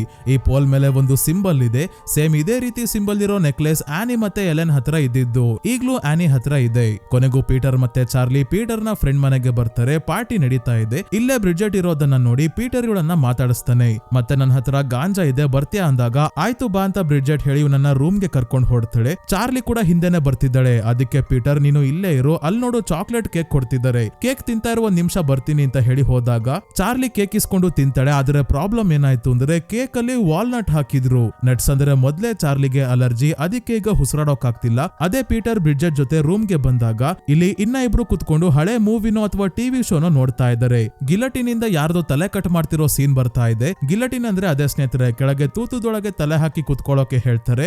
ಆಮೇಲೆ ಮೇಲಿಂದ ದೊಡ್ಡ ಬ್ಲೇಡ್ ನ ಕೆಳಗೆ ಇಳಿಸಿ ತಲೆನ ಕಟ್ ಮಾಡಿ ಸಾಯಿಸ್ತಾರೆ. ಇದೊಂದು ರೀತಿಯ ಮರಣ ದಂಡನೆ. ಸೊ ಈಗ ಎಲ್ಲ ರೆಡಿ ಮಾಡ್ಕೋಬೇಕಾದ್ರೆ ಬ್ರಿಡ್ಜೆಟ್ ನಿನ್ನ ತಂಗಿ ಅಲ್ವಾ ಅವಳು ಬಂದಿರೋದು, ಕಳೆದ ವಾರ ಸ್ಕೂಲ್ ಅಲ್ಲಿ ನನ್ನ ರೀತಿ ಚಿತ್ರ ಬಿಡಿಸ್ತಾ ಇದ್ಲು, ನಾನ್ ನೋಡ್ದೆ ಅಂದಾಗ ಹೌದು ಚಾರ್ಲಿ ಹಾಗೆ ಏನ್ ನೋಡ್ತಾಳೋ ಆ ಚಿತ್ರ ಬಿಡಿಸ್ತಾಳೆ, ಸ್ಕೆಚ್ ಮಾಡೋದು ಜಾಸ್ತಿ ಅಂತ ಹೇಳ್ಬೇಕಾದ್ರೆ ಇದೇ ಸಮಯಕ್ಕೆ ಚಾರ್ಲಿ ಅಣ್ಣ ನನಗೆ ಉಸಿರಾಡೋಕ್ ಆಗ್ತಿಲ್ಲ, ಗಂಟಲು ದೊಡ್ಡದಾಗ್ತಿರೋ ಹಾಗೆ ಫೀಲ್ ಆಗ್ತಿದೆ ಅಂತಿದ್ದಂಗೆ ಪೀಟರ್ ಇವಳನ್ನ ಎತ್ಕೊಂಡ್ ಬಂದು ಕಾರಲ್ಲಿ ಕೂರಿಸಿ ಹಾಸ್ಪಿಟಲ್ಗೆ ಹೊರಡ್ತಾನೆ. ಆದ್ರೆ ದಾರಿಯಲ್ಲಿ ಚಾರ್ಲಿಗೆ ಜಾಸ್ತಿನೇ ಉಸಿರಾಡೋಕ್ ಆಗ್ತಿಲ್ಲ, ಯಾರೋ ಕತ್ತನ್ನ ಇಸುಕ್ತಾ ಇರೋ ರೀತಿ ಅನುಭವ ಆಗ್ತಾ ಇದೆ. ಅದಕ್ಕೆ ಸ್ವಲ್ಪ ಗಾಳಿ ಬರ್ಲಿ ಅಂತ ವಿಂಡೋ ತೆಗೆದು ಹೊರಗೆ ತಲೆ ಹಾಕಿ ಉಸಿರಾಡೋಕೆ ಟ್ರೈ ಮಾಡ್ತಿದ್ರೆ ಇವಳಿಗೆ ಏನಾಗುತ್ತೋ ಅನ್ನೋ ಭಯದಲ್ಲಿ ಪೀಟರ್ ತುಂಬಾನೇ ವೇಗವಾಗಿ ಕಾರ್ ಓಡಿಸ್ತಾ ಇದ್ದಾನೆ. ಆದ್ರೆ ಇದ್ದಕ್ಕಿದ್ದಂಗೆ ರೋಡ್ ನ ಮಧ್ಯ ಸಾವನ್ನಪ್ಪಿರೋ ಜಿಂಕೆಯನ್ನ ನೋಡಿ ಪೀಟರ್ ಕಾರ್ನ ಸೈಡ್ಗೆ ಎಳ್ಕೊಂಡ. ಚಾರ್ಲಿ ತಲೆ ಹೊರಗೆ ಹಾಕಿದ್ಲಲ್ಲ, ಹಾಗಾಗಿ ಟೆಲಿಫೋನ್ ಪೋಲ್ಗೆನೆ ತಲೆ ಹೊಡೆಯುತ್ತೆ. ಇದರ ತೀವ್ರತೆ ಹೇಗಿತ್ತು ಅಂದ್ರೆ ತಲೆ ಹೊಡೆದೋಗಲ್ಲ, ಬಾಡಿಯಿಂದಾನೇ ಕಿತ್ಕೊಂಡು ಕೆಳಗೆ ಬೀಳುತ್ತೆ. ಪೀಟರ್ಗೆ ಎಷ್ಟು ಗಾಬರಿ ಆಯ್ತು ಅಂದ್ರೆ ಹಿಂದಿರುಗಿ ಚಾರ್ಲಿಗೆ ಏನಾಯ್ತು ಅಂತ ಕೂಡ ನೋಡಲ್ಲ. ಹಾಗೆ ಕಾರ್ ಡ್ರೈವ್ ಮಾಡ್ಕೊಂಡು ಮನೆಗೆ ಬಂದು ಅಪ್ಪ ಅಮ್ಮಂಗೂ ಏನು ಹೇಳ್ದಂಗೆ ತನ್ನ ರೂಮ್ಗೆ ಹೋಗಿ ಮಲ್ಕೊಂತಾನೆ. ಬೆಳಗ್ಗೆ ಆನಿ ಎದ್ದು ಎಲ್ಲೋ ಹೊರಗೆ ಹೋಗೋಕೆ ಕಾರ್ ಹತ್ರ ಬಂದಾಗ ಚಾರ್ಲಿಯ ತಲೆ ಇಲ್ದೇ ಇರೋ ಬಾಡಿನ ನೋಡಿ ಇವಳಿಗೆ ತುಂಬಾನೇ ಆಘಾತ ಆಗುತ್ತೆ. ನನ್ ಕೈಯಲ್ಲಿ ಬದುಕೋಕ್ ಆಗಲ್ಲ ಅಂತ ಸ್ಟೀವ್ಗೆ ಹೇಳ್ತಾ ಒಂದೇ ಸಮ ಅಳ್ತಾ ಇದ್ದಾಳೆ. ಪೀಟರ್ ಅಂತೂ ಶಾಕ್ ಅಲ್ಲಿ ಒಂದು ಮಾತು ಕೂಡ ಆಡ್ತಿಲ್ಲ. ಇದರ ನಡುವೆ ಚಾರ್ಲಿಯ ಕಟ್ಟಾಗಿರೋ ತಲೆ ರೋಡಲ್ಲಿ ಬಿದ್ದಿರೋದನ್ನ ನೋಡ್ತೀವಿ. ತಲೆಗೆ ಆಗ್ಲೇ ಇರುವೆಗಳು ಮುತ್ತಾಕೊಂಡಿದ್ದಾವೆ. ಪೀಟರ್ ಮೇಲೆ ಆನಿಗೆ ಕೋಪ ಬಂದಿದೆ. ಸ್ಟೀವ್ ಸ್ವಲ್ಪ ಸಮಾಧಾನವಾಗೇ ಇದ್ದಾರೆ. ಆದ್ರೆ ಪೀಟರ್ ಮೊದ್ಲೇ ಶಾಕ್ ಅಲ್ಲಿ ಮಾತಾಡ್ತಾನೂ ಇಲ್ಲ. ಈ ರೀತಿ ಇದ್ದಾಗ ಅವನ ಹತ್ರ ಚಾರ್ಲಿಯ ಸಾವಿನ ಬಗ್ಗೆ ಮಾತಾಡಿದ್ರೆ ಇವನು ಎಲ್ಲಿ ಏನಾದ್ರೂ ಮಾಡ್ಕೊಂತಾನೋ ಅಂತ ಹೆದರ್ಕೊಂಡು ಪೀಟರ್ ಜೊತೆ ಈ ವಿಷಯವಾಗಿ ಈಗ್ಲೇ ಚರ್ಚೆ ಮಾಡಲ್ಲ. ನಂತರ ಚಾರ್ಲಿಯ ಅಂತ್ಯ ಸಂಸ್ಕಾರ ಕೂಡ ಆಗುತ್ತೆ. ಮತ್ತೆ ಇನ್ನೊಂದು ವಿಷಯ ನಾವು ಚಾರ್ಲಿಯ ರೂಮ್ ಅಲ್ಲಿ ಗಮನಿಸಬಹುದು. 3 ಹ್ಯಾಟ್ ಗಳನ್ನ ಇಲ್ಲಿ ನೇತ್ ಹಾಕಿರ್ತಾರೆ. ಮೊದಲು ಇದ್ದ ಆರೆಂಜ್ ಕಲರ್ ಹ್ಯಾಟ್ ಕಾಣಿಸ್ತಿಲ್ಲ. ಆರೆಂಜ್ ಕಲರ್ ಬಟ್ಟೆ ಹಾಕಿದ್ದ ಚಾರ್ಲಿ ಸಾವನ್ನಪ್ಪಿದ ನಂತರ ಇನ್ನ 2 ಹ್ಯಾಟ್ ಇದೆ. ಇನ್ನ ಇಬ್ರು ಯಾವ್ಯಾವ ರೀತಿ ಸಾಯ್ತಾರೆ ಅನ್ನೋದನ್ನ ನೋಡೋಣ. ಅಂದ್ರೆ ಈ 3 ಹ್ಯಾಟ್ 3 ಜನ ಸಾವನ್ನಪ್ತಾರೆ ಅನ್ನೋದನ್ನ ಸೂಚಿಸುತ್ತೆ. ಜೊತೆಗೆ ಮೊದಲೇ ಹಿರಾಕ್ಲಿಸ್ ನ ಸ್ಟೋರಿಯಲ್ಲಿ ನೋಡಿದ ಹಾಗೆ ಹಿರಾಕ್ಲಿಸ್ ನ ಸಾವು ಹೇಗಾಗುತ್ತೆ ಅಂತ ಒಂದು ಭವಿಷ್ಯವಾಣಿಯಿಂದ ಮೊದಲೇ ಗೊತ್ತಾಗಿತ್ತು. ಅದೇ ರೀತಿ ಇಲ್ಲೂ ಕೂಡ ಚಾರ್ಲಿಯ ಸಾವು ಹೇಗಾಗುತ್ತೆ ಎಲ್ಲಾಗುತ್ತೆ ಅನ್ನೋದಕ್ಕೆ ಕೆಲವು ಮುನ್ಸೂಚನೆಗಳಿದೆ. ಮೊದಲನೇದಾಗಿ ಇವಳು ಗೊಂಬೆಯನ್ನ ಮಾಡೋಕೆ ಸ್ಕೂಲ್ ಹತ್ರ ಸಾವನ್ನಪ್ಪಿರೋ ಪಕ್ಷಿಯ ತಲೆಯನ್ನ ಕಟ್ ಮಾಡ್ಕೊಂಡಿದ್ದು. ಅದಾದ್ಮೇಲೆ ಪಾರ್ಟಿಯಲ್ಲೂ ಅಷ್ಟೇ ಇಬ್ರು ಗಿಲೋಟಿನಿಂದ ತಲೆ ಕಟ್ ಮಾಡೋ ಸೀನ್ ನೋಡ್ತಾ ಇದ್ರು. ಅದೇ ರೀತಿ ಇವಳ ತಲೆ ಕಟ್ ಆಗಿದೆ. ಮತ್ತೆ ಅವರು ಪಾರ್ಟಿಗೆ ಹೋಗ್ಬೇಕಾದ್ರೇನೆ ಒಂದು ಪೋಲ್ ಮೇಲೆ ಆ ಸಿಂಬಲ್ ಇತ್ತಲ್ಲ, ಅದೇ ಪೋಲ್ಗೆ ಚಾರ್ಲಿಯ ತಲೆ ಹೊಡೆದಿದ್ದು. ಇದೆಲ್ಲ ಮುಂದೆ ಚಾರ್ಲಿ ಪ್ರಾಣ ಕಳ್ಕೊಂತಾಳೆ ಅಂತ ಮೂವಿ ನೋಡ್ತಿರೋ ನಮಗೆ ಸೂಚನೆ ಆಗಿತ್ತು. ಚಾರ್ಲಿ ಪೀಟರ್ ಎಲ್ಲ ಇದನ್ನ ಮೊದಲೇ ಗಮನಿಸೋಕೆ ಆಗಲ್ಲ. ಯಾರ್ ಗೆಸ್ ಮಾಡೋಕಾಗುತ್ತೆ ಸ್ನೇಹಿತರೆ ಮುಂದೆ ಈ ರೀತಿ ಆಗ್ಬೋದು ಅಂತ. ಅಕಸ್ಮಾತ್ ಏನಾಗುತ್ತೆ ಅಂತ ಗೊತ್ತಾದ್ರೂ ಕೂಡ ಅದನ್ನ ತಪ್ಸೋಕೆ ಸಾಧ್ಯ ಆಗ್ತಿರ್ಲಿಲ್ಲ. ಹಿರಾಕ್ಲಿಸ್ ನ ಕಥೆಯಲ್ಲಿ ಆಯ್ತಲ್ಲ ಅದೇ ರೀತಿ. ಈಗ ಸ್ಟೀವ್ ತಮ್ಮ ಮತ್ತೆ ಆನಿಯ ರೂಮ್ ಗೆ ಬಂದಾಗ ಆನಿ ಇಲ್ಲಿ ಇಲ್ಲ. ಹೀಟರ್ ಎಲ್ಲ ಹಾಕೊಂಡು ಚಾರ್ಲಿ ಜಾಸ್ತಿ ಇರ್ತಿದ್ದ ಟ್ರೀ ಹೌಸ್ ಒಳಗೆ ಮಲಗಿದ್ದಾಳೆ. ಅದೇವರ ರೂಮ್ ನ ಗೋಡೆ ಮೇಲೆ ಜಾಜಸ್ ಅಂತ ಬರ್ದಿದೆ. ಮೊದಲು ಚಾರ್ಲಿಯ ರೂಮ್ ಅಲ್ಲಿ ಸಟೋನಿ, ಈಗ ಜಾಜಸ್. ಇದು ಒಂದು ಮಂತ್ರದಲ್ಲಿ ಬರೋ ಪದ. ಪೂರ್ತಿ ಮಂತ್ರನೇ ಇದೆ. ಜಾಜಸ್ ಜಾಜಸ್ ನಸತನಾಡ ಜಾಜಸ್ ಅಂತ. ಇದನ್ನ ನರಕದ ದ್ವಾರವನ್ನ ಓಪನ್ ಮಾಡೋಕೆ ಮಾಂತ್ರಿಕರು ಬಳಸ್ತಾರೆ. ಈ ಮಂತ್ರವನ್ನ ಮೊದಲು ಹೇಳಿದ್ದು ಆಲಿಸ್ಟರ್ ಕ್ರೌಲಿ ಅನ್ನೋ ಬ್ರಿಟಿಷ್ ಅಕಲ್ಟಿಸ್ಟ್, ಅಂದ್ರೆ ಮಂತ್ರವಾದಿ. ಯಾಕೆ ಅಂದ್ರೆ 1909ರಲ್ಲಿ ನರಕದಿಂದ ಕಾರನ್ಜೋನ್ ಅನ್ನೋ ಡೀಮ್ ಅನ್ನ ಆಹ್ವಾನಿಸೋಕೆ ಈ ಆಲಿಸ್ಟರ್ ಕ್ರೌಲಿನ ಜಗತ್ತಿನ ಅತ್ಯಂತ ದುಷ್ಟ ವ್ಯಕ್ತಿ ಅಂತಾನೆ ಜನ ಕರೀತಾ ಇರ್ತಾರೆ. ಸೊ ಸ್ಟೀವ್ ಚಾರ್ಲಿಯ ರೂಮ್ ಗೆ ಬಂದು ಅವಳು ಮಾಡಿರೋ ಡ್ರಾಯಿಂಗ್ಸ್ ನ ನೋಡ್ಬೇಕಾದ್ರೆ ಬರೀ ಪಕ್ಷಿಗಳ ಡ್ರಾಯಿಂಗ್ಸ್ ಜಾಸ್ತಿ ಇದೆ. ಇವಳು ತಲೆ ಕಟ್ ಮಾಡಿದ್ಲಲ್ಲ ಆ ಪಕ್ಷಿಯ ತಲೆಯನ್ನ ಬಿಡಿಸಿ ರಾಜನ್ ತರ ಕಿರೀಟ ಬೇರೆ ಬಿಡಿಸಿದಳೆ. ಮುಂದಿನ ದಿನ ಪೀಟರ್ ಸ್ಕೂಲ್ಗೆ ಬಂದಿದ್ದಾನೆ. ಆದ್ರೆ ತುಂಬಾನೇ ಡಿಸ್ಟರ್ಬ್ ಆಗಿದ್ದಾನೆ. ಸ್ವಲ್ಪ ಕಣ್ಣು ಮೇಲೆತ್ತಿ ನೋಡಿದ್ರು ಕಾರ್ನ ರೇರ್ ವ್ಯೂ ಮಿರರ್ ಅಲ್ಲಿ ತಲೆ ಕಟ್ಟಾಗಿರೋ ಚಾರ್ಲಿಯ ಬಾಡಿ ಕಾಣಿಸ್ತಾ ಇರೋ ಹಾಗೆ ಭ್ರಮೆ ಆಗ್ತಿದೆ. ಇವನನ್ನ ಪದೇ ಪದೇ ಹಿಂದಿರುಗಿ ನೋಡ್ತಾ ಇದ್ದಾಳೆ ಬ್ರಿಡ್ಜೆಟ್. ಆಮೇಲೆ ಸ್ನೇಹಿತರ ಜೊತೆ ಹೊಗೆ ಹೇಳ್ಕೊಳೋಕೆ ಅಂತ ಬಂದಿದ್ದಾಗ ಈ ಬಾರಿ ಇವನಿಗೆ ಉಸಿರಾಡೋಕ್ ಆಗ್ದಂಗಾಗುತ್ತೆ. ಸೇಮ್ ಚಾರ್ಲಿ ತರ ಗಂಟಲು ದೊಡ್ಡದಾಗ್ತಿರೋ ಹಾಗೆ ಫೀಲ್ ಆಗ್ತಿದೆ ಅಂತ ತನ್ನ ಫ್ರೆಂಡ್ಸ್ ಗೆ ಹೇಳ್ತಿದ್ದಾನೆ. ಆದ್ರೆ ಹೇಗೋ ಸ್ವಲ್ಪ ಹೊತ್ತಾದ್ಮೇಲೆ ಎಲ್ಲ ತಾನಾಗೆ ಸರಿ ಹೋಗುತ್ತೆ. ರಾತ್ರಿ ಲೇಟ್ ಆಗಿ ಪೀಟರ್ ಮನೆಗೆ ಬರ್ತಾನೆ. ಇವನು ಒಳಗೆ ಹೋಗ್ತಿದ್ದಂಗೆ ಆಲ್ರೆಡಿ ಕಾರಲ್ಲಿ ಕೂತಿದ್ದ ಆನಿ ಕಾರ್ ಡ್ರೈವ್ ಮಾಡ್ಕೊಂಡು ಮತ್ತೆ ಸಪೋರ್ಟ್ ಗ್ರೂಪ್ ಹತ್ರ ಬರ್ತಾಳೆ. ಆದ್ರೆ ಬಿಲ್ಡಿಂಗ್ ಒಳಗೆ ಹೋಗಲ್ಲ. ಕಾರ್ ಟರ್ನ್ ಮಾಡ್ಕೊಂಡು ವಾಪಸ್ ಹೋಗ್ಬೇಕಾದ್ರೆ ಜೋನ್ ಅನ್ನೋ ಮಹಿಳೆ ಇವಳಿಗೆ ನಿಲ್ಲೋಕೆ ಹೇಳ್ತಾಳೆ. ಯಾಕಂದ್ರೆ ಇವಳು ಕೂಡ ಸಪೋರ್ಟ್ ಗ್ರೂಪ್ ಗೆ ರೆಗ್ಯುಲರ್ ಆಗಿ ಬರ್ತಾ ಇರ್ತಾಳೆ.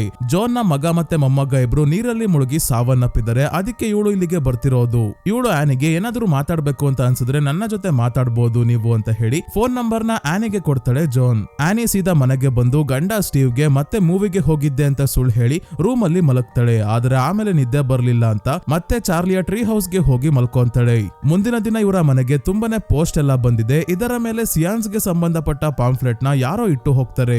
ಈ ಸಿಯಾನ್ಸ್ ಅಂದ್ರೆ ಏನು ಅಂತ ನಿಮ್ಗೆ ಗೊತ್ತಿರುತ್ತೆ ಸ್ನೇಹಿತರೆ. ಅದೇ ಒಂದಷ್ಟು ಜನ ಗುಂಪಲ್ಲಿ ಕೈ ಹಿಡ್ಕೊಂಡು ಕ್ಯಾಂಡಲ್ ಅಥವಾ ಬೇರೆ ವಸ್ತುಗಳನ್ನ ಬಳಸಿ ಆತ್ಮದ ಜೊತೆ ಕಾಂಟ್ಯಾಕ್ಟ್ ಮಾಡೋಕೆ ನೋಡ್ತಾರೆ ಮತ್ತೆ ಕಮ್ಯುನಿಕೇಶನ್ ಮಾಡೋಕೆ ಟ್ರೈ ಮಾಡ್ತಾರೆ. ಅದೇ ಸಿಯಾನ್ಸ್. ಆದ್ರೆ ಆನಿ ಇದನ್ನೆಲ್ಲ ನೋಡಲ್ಲ. ತನ್ನ ವರ್ಕ್ಶಾಪ್ ಅಲ್ಲಿ ಕೆಲಸ ಮಾಡ್ತಿದ್ದಾಗ ಪೇಂಟ್ ನ ಎತ್ಕೊಳ್ಳೋಕೆ ಹೋಗಿ ಮಿಸ್ ಆಗಿ ಪೇಂಟ್ ಬಾಟಲ್ ನ ಬೀಳಿಸ್ಬಿಡ್ತಾಳೆ. ಆದ್ರೆ ಮಿಸ್ ಆಗಿ ಅಲ್ಲ, ಬೇಕು ಅಂತಾನೆ ಬೀಳ್ಸಿದ್ದು. ಆನಿ ಬೀಳ್ಸಿಲ್ಲ ಸ್ನೇಹಿತರೆ, ಯಾವುದೋ ಒಂದು ದುಷ್ಟ ಶಕ್ತಿ. ಈ ಸೀನ್ ನ ಸೂಕ್ಷ್ಮವಾಗಿ ಗಮನಿಸಿದ್ರೆ ಆನಿ ಪೇಂಟ್ ಬಾಟಲ್ ನ ತಗೊಳೋಕೆ ನೋಡಿದಾಗ ಹಿಂದೆ ಕಿಟಕಿ ಹತ್ರ ಬೆಳಕು ಕಾಣಿಸ್ಕೊಳ್ಳುತ್ತೆ. ಸೇಮ್ ಚಾರ್ಲಿಗೆ ಕಾಣಿಸಿತ್ತಲ್ಲ ಅದೇ ರೀತಿ. ಆ ಬೆಳಕು ಕಾಣಿಸ್ತಿದ್ದಂಗೆ ಪೇಂಟ್ ಬಾಟಲ್ ಬೀಳುತ್ತೆ. ಆನಿ ಎತ್ಕೊಳ್ಳೋಕೆ ಹೋಗಿದ್ದು ಆರೆಂಜ್ ಪೇಂಟ್ ನ, ಆದ್ರೆ ಬಿದ್ದಿದ್ದು ಮುಂದೆ ಇರೋ ಗ್ರೀನ್ ಬಾಟಲ್. ಅದಕ್ಕೆ ಅವಳ ಕೈ ಟಚ್ ಆಗಿಲ್ಲ. ಆನಿ ಟಚ್ ಆಯ್ತೇನೋ ಅಂತ ಅನ್ಕೊಂತಾಳೆ ಅಷ್ಟೇ. ಪೇಂಟ್ ನ ಕ್ಲೀನ್ ಮಾಡ್ಬೇಕಾದ್ರೆ ಅವಳ ಗಮನ ಜೋನ್ ನ ನಂಬರ್ ಇರೋ ಚೀಟಿ ಮೇಲೆ ಹೋಗುತ್ತೆ. ಆ ಬೆಳಕಿನ ರೂಪದಲ್ಲಿ ಇರೋ ದುಷ್ಟಶಕ್ತಿ ಈ ಚೀಟಿನ ಇವಳು ನೋಡ್ಲಿ ಅಂತಾನೆ ಪೇಂಟ್ ಚೆಲ್ದಂಗಿತ್ತಿದ್ದು. ಆನಿ ಜೋನ್ಗೆ ಫೋನ್ ಮಾಡಿ ಅವಳ ಮನೆಯ ಅಡ್ರೆಸ್ ತಿಳ್ಕೊಂಡು ಜೋನ್ ನ ಮನೆ ಹತ್ರ ಬರ್ತಾಳೆ. ಜೋನ್ ನ ಮನೆಯ ಹೊರಗೆ ಇರೋ ಡೋರ್ ಮ್ಯಾಟ್ ನ ನೋಡಿ ಇವಳಿಗೆ ತನ್ನ ತಾಯಿ ಎಲೆನ್ ಮಾಡ್ತಿದ್ದ ಡೋರ್ ಮ್ಯಾಟ್ ನೆನಪಾಯ್ತು. ಸೇಮ್ ಇದೇ ರೀತಿ ನಮ್ಮಮ್ಮ ಕೂಡ ಡೋರ್ ಮ್ಯಾಟ್ ನ ಮಾಡ್ತಿದ್ರು ಅಂತ ಜೋನ್ಗೂ ಹೇಳ್ತಾಳೆ. ಜೋನ್ ಇವಳಿಗೆ ಕುಡಿಯೋಕೆ ಟೀ ಕೊಟ್ಟಾಗ ಟೀ ಕುಡಿಬೇಕಾದ್ರೆ ಏನೋ ಕಪ್ಪುಗೆ ಎಲೆ ರೀತಿ ಇರೋದೇನೋ ಸಿಗುತ್ತೆ. ಆದ್ರೂ ಇವಳು ತಲೆ ಕೆಡಿಸ್ಕೊಳ್ಳಲ್ಲ. ಚಾರ್ಲಿ ಸಾವನ್ನಪ್ಪಿದ ನಂತರ ಏನಾಯ್ತು, ಪೀಟರ್ ಜೊತೆ ಇವಳು ಹೇಗಿದ್ದಾಳೆ ಅಂತೆಲ್ಲ ಹೇಳೋಕೆ ಶುರು ಮಾಡ್ತಾಳೆ. ಏನಾಗಿರುತ್ತೆ ಅಂದ್ರೆ ಆನಿ ಮೊದಲು ನಿದ್ದೆಯಲ್ಲಿ ಎದ್ದು ಓಡಾಡ್ತಿರ್ತಾಳೆ. ಒಂದಿನ ಹಾಗೆ ನಿದ್ದೆಯಲ್ಲಿ ಎದ್ದು ಪೀಟರ್ ಮತ್ತೆ ಚಾರ್ಲಿ ಇದ್ದ ರೂಮ್ಗೆ ಹೋಗಿರ್ತಾಳೆ. ಆಗ ಇಬ್ರು ಕೂಡ ಒಂದೇ ರೂಮ್ ನ ಶೇರ್ ಮಾಡ್ತಿದ್ರು. ಆನಿ ರೂಮ್ಗೆ ಹೋಗಿ ಪೇಂಟ್ ತಿನ್ನರ್ ನ ಮಕ್ಕಳ ಮೇಲೆ ಹಾಕಿ ತನ್ನ ಮೇಲೂ ಹಾಕೊಂಡು ಇನ್ನೇನ್ ಬೆಂಕಿ ಹಚ್ಚೋಕೆ ಬೆಂಕಿ ಕಡ್ಡಿ ಕೈಗೆ ತಗೊಂಡಾಗ ಇವಳಿಗೆ ಎಚ್ಚರ ಆಗಿರುತ್ತೆ. ಆಗ್ಲೇ ಪೀಟರ್ಗೂ ಎಚ್ಚರಿಕೆ ಆದಾಗ ಆನಿ ನಿದ್ದೆಗಣ್ಣಲ್ಲಿ ಇದನ್ನೆಲ್ಲ ಮಾಡ್ತಿರೋದು ಅಂತ ಹೇಳಿದ್ರು ಕೂಡ ಪೀಟರ್ ನಂಬಿರಲ್ಲ. ಬೆಂಕಿ ಹಚ್ಚಿ ಸಾಯಿಸೋಕೆ ಬಂದಿದ್ಲು ಅಂತ ಅನ್ಕೊಂಡಿರ್ತಾನೆ. ಅದಕ್ಕೆ ಈಗ್ಲೂ ಪೀಟರ್ ತನ್ನ ತಾಯಿಯ ಜೊತೆ ಅಷ್ಟೇನು ಕ್ಲೋಸ್ ಇಲ್ಲ. ಸೊ ಆನಿ ತನ್ನ ಮನ್ಸಲ್ಲಿ ಇರೋದನ್ನೆಲ್ಲ ಹೇಳ್ಕೊಂಡು ವಾಪಸ್ ತನ್ನ ಮನೆಗೆ ಬಂದು ವರ್ಕ್ಶಾಪ್ ಅಲ್ಲಿ ಮಿನಿಯೇಚರ್ ಮಾಡೆಲ್ ಮಾಡೋ ಕೆಲಸ ಶುರು ಹಚ್ಕೊಂತಾಳೆ. ಆರ್ಟ್ ಗ್ಯಾಲರಿ ಅವರು ಪದೇ ಪದೇ ಕಾಲ್ ಮಾಡಿ ಮೆಸೇಜ್ ಮಾಡಿ ತಮಗೆ ಸಪ್ಲೈ ಮಾಡ್ಬೇಕಾಗಿರೋ ಮಾಡೆಲ್ಸ್ ನ ಕೇಳ್ತಾ ಇದ್ರು. ಇವಳು ತನ್ನ ಮೈಂಡ್ ಅಲ್ಲಿ ಇರೋದನ್ನ ಡ್ರಾಯಿಂಗ್ ಮಾಡೋ ರೀತಿ ಮಾಡೆಲ್ ಗಳನ್ನ ಮಾಡ್ಕೊಂಡು ಕೂತಿದ್ದಾಳೆ. ಅದರಲ್ಲೂ ಈಗ ಚಾರ್ಲಿ ಸಾವನ್ನಪ್ಪಿರೋ ದೃಶ್ಯದ ಬಗ್ಗೆ ಮಿನಿಯೇಚರ್ ಮಾಡೆಲ್ ಮಾಡ್ತಿದ್ದಾಳೆ. ಪೋಲ್ಗೆ ತಲೆ ಗುತ್ಕೊಂಡು ತಲೆ ಕಟ್ಟಾಗಿ ಕೆಳಗೆ ಬಿದ್ದಿರೋದೆಲ್ಲ. ಇದನ್ನ ಸ್ಟೀವ್ ನೋಡಿ ಇವ್ರಿಗೆ ಕೋಪ ಬರ್ತಿದೆ.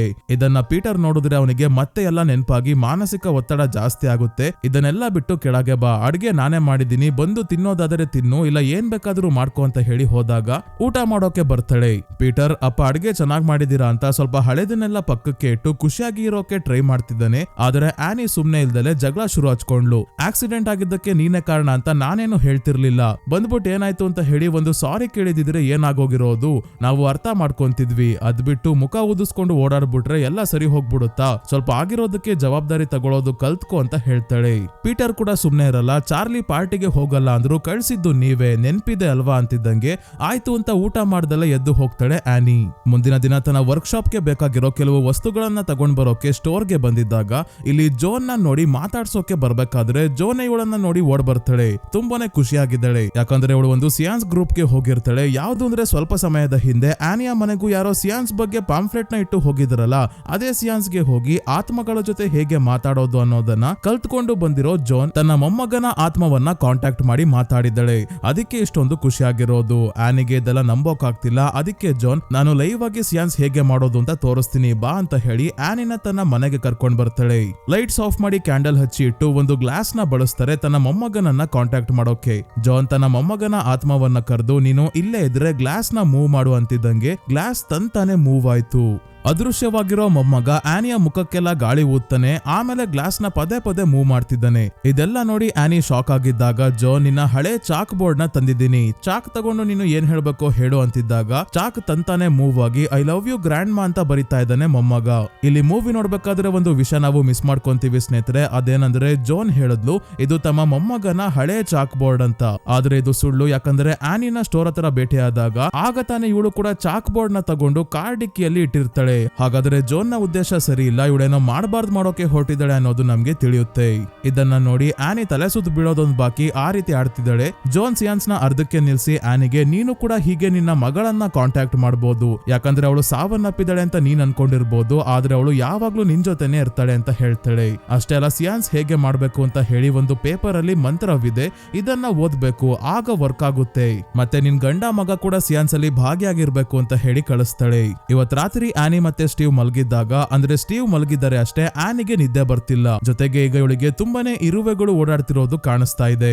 ಇದೆಲ್ಲಿಗೆ ಹೋಗ್ತಿದ್ದಾವೆ ಇರುವೆಗಳು ಅಂತ ನೋಡೋಕೆ ಎದ್ ಬಂದಾಗ ಪೀಟರ್ ನ ರೂಮ್ ಗೆ ಹೋಗ್ತಿದ್ದಾವೆ. ಆನಿ ಕೂಡ ಪೀಟರ್ ನ ರೂಮ್ ಗೆ ಹೋಗ್ಬೇಕಾದ್ರೆ ಇವಳನ್ನ ಅಲ್ಲ ಇವಳ ನೆರಳನ್ನ ನೋಡಿ ಸ್ನೇಹಿತರೆ, ನೆರಳಲ್ಲಿ ತಲೆನೇ ಇಲ್ಲ, ತಲೆ ಇಲ್ದೇ ಇರೋ ಬಾಡಿ ಮಾತ್ರ ನಡ್ಕೊಂಡು ಹೋಗ್ತಿರೋ ಹಾಗೆ ಕಾಣಿಸ್ತಾ ಇದೆ. ಪೀಟರ್ ಹತ್ರ ಬಂದು ನೋಡಿದ್ರೆ ಇವನ ಮುಖಕ್ಕೆಲ್ಲ ಇರುವೆಗಳು ಮುತ್ತಾಕೊಂಡಿದ್ದಾವೆ. ಸೇಮ್ ಚಾರ್ಲಿಯ ಕಟ್ಟಾಗಿರೋ ತಲೆಗೆ ಮುತ್ತಾಕೊಂಡಿದ್ವಲ್ಲ ಅದೇ ರೀತಿ.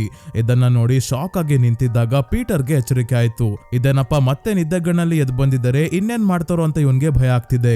ಆನಿ ತನಿಗೆ ಗೊತ್ತಿಲ್ದಂಗೆ ಇಷ್ಟು ವರ್ಷ ಇವನಿಂದ ಮುಚ್ಚಿಟ್ಟಿದ್ದ ಒಂದು ಸತ್ಯವನ್ನ ಹೇಳ್ತಾಳೆ. ಅದೇ ಇವಳಿಗೆ ತಾಯಿ ಆಗೋಕೆ ಮೊದ್ಲು ಇಷ್ಟ ಇರ್ಲಿಲ್ಲ.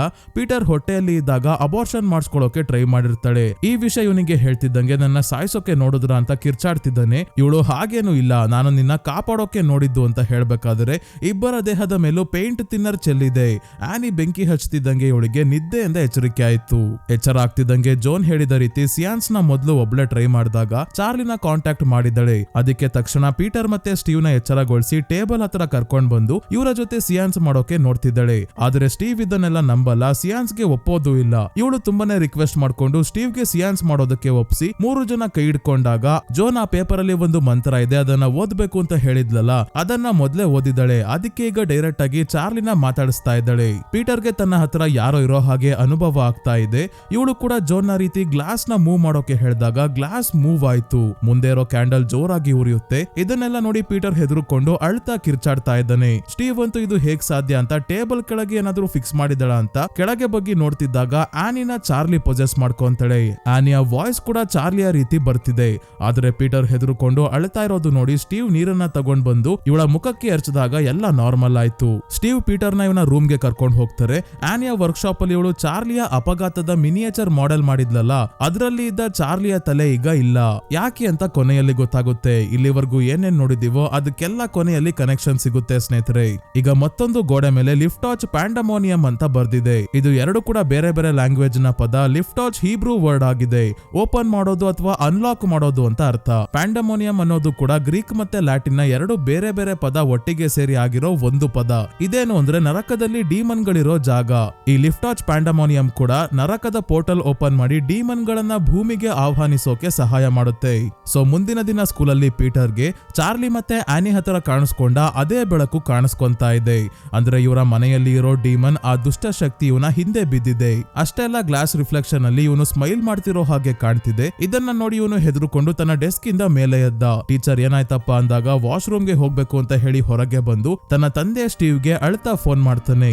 ಸ್ಟೀವ್ ಆನಿಗೆ ಫೋನ್ ಮಾಡಿ ನಿನ್ ಕಡೆಯಿಂದ ಪೀಟರ್ ತುಂಬಾನೇ ಹೆದರುಕೊಂಡಿದ್ದಾನೆ. ಅವನು ಫೋನ್ ಮಾಡಿ ನನಗೆ ಯಾವ್ದೋ ದುಷ್ಟಶಕ್ತಿ ಕಾಣ್ತಾ ಇದೆ, ನನ್ ಕತೆ ಮುಗ್ಸೋಕೆ ಬಂದಿದೆ ಅಂತ ಹೆದರುಕೊಂಡು ಅಳ್ತಾ ಇದ್ದಾನೆ. ನನ್ನ ಮಗನನ್ನ ನಾನು ಕಾಪಾಡ್ಕೋಬೇಕು, ನಿನ್ ಕಡೆಯಿಂದ ಏನೇನ್ ಆಗ್ತಿದೆ ನೋಡು ಅಂತ ಫೋನ್ ಕಟ್ ಮಾಡ್ತಾರೆ. ಹಿಂದೆನೆ ಆರ್ಟ್ ಗ್ಯಾಲರಿ ಅವರು ನಂದೆಲ್ಲಿ ಇಡ್ಲಿ ಅಂತ ವಾಯ್ಸ್ ಮೇಲ್ ಕಳ್ಸಿದರೆ ಮಿನಿಯೇಚರ್ ಮಾಡೆಲ್ ಆಯ್ತಾ ಅಂತ. ಅದಕ್ಕೆ ಕೋಪದಲ್ಲಿ ಇರೋ ಬರೋ ಮಾಡೆಲ್ ಗಳನ್ನೆಲ್ಲ ಹೊಡೆದಾಕೋಕೆ ಶುರು ಮಾಡ್ತಾಳೆ. ಸ್ಟೀವ್ ಪೀಟರ್ ನ ಮನೆಗೆ ಕರ್ಕೊಂಡ್ ಬರೋ ಅಷ್ಟರಲ್ಲಿ ವರ್ಕ್ಶಾಪ್ ಪೂರ್ತಿ ನಾಶ.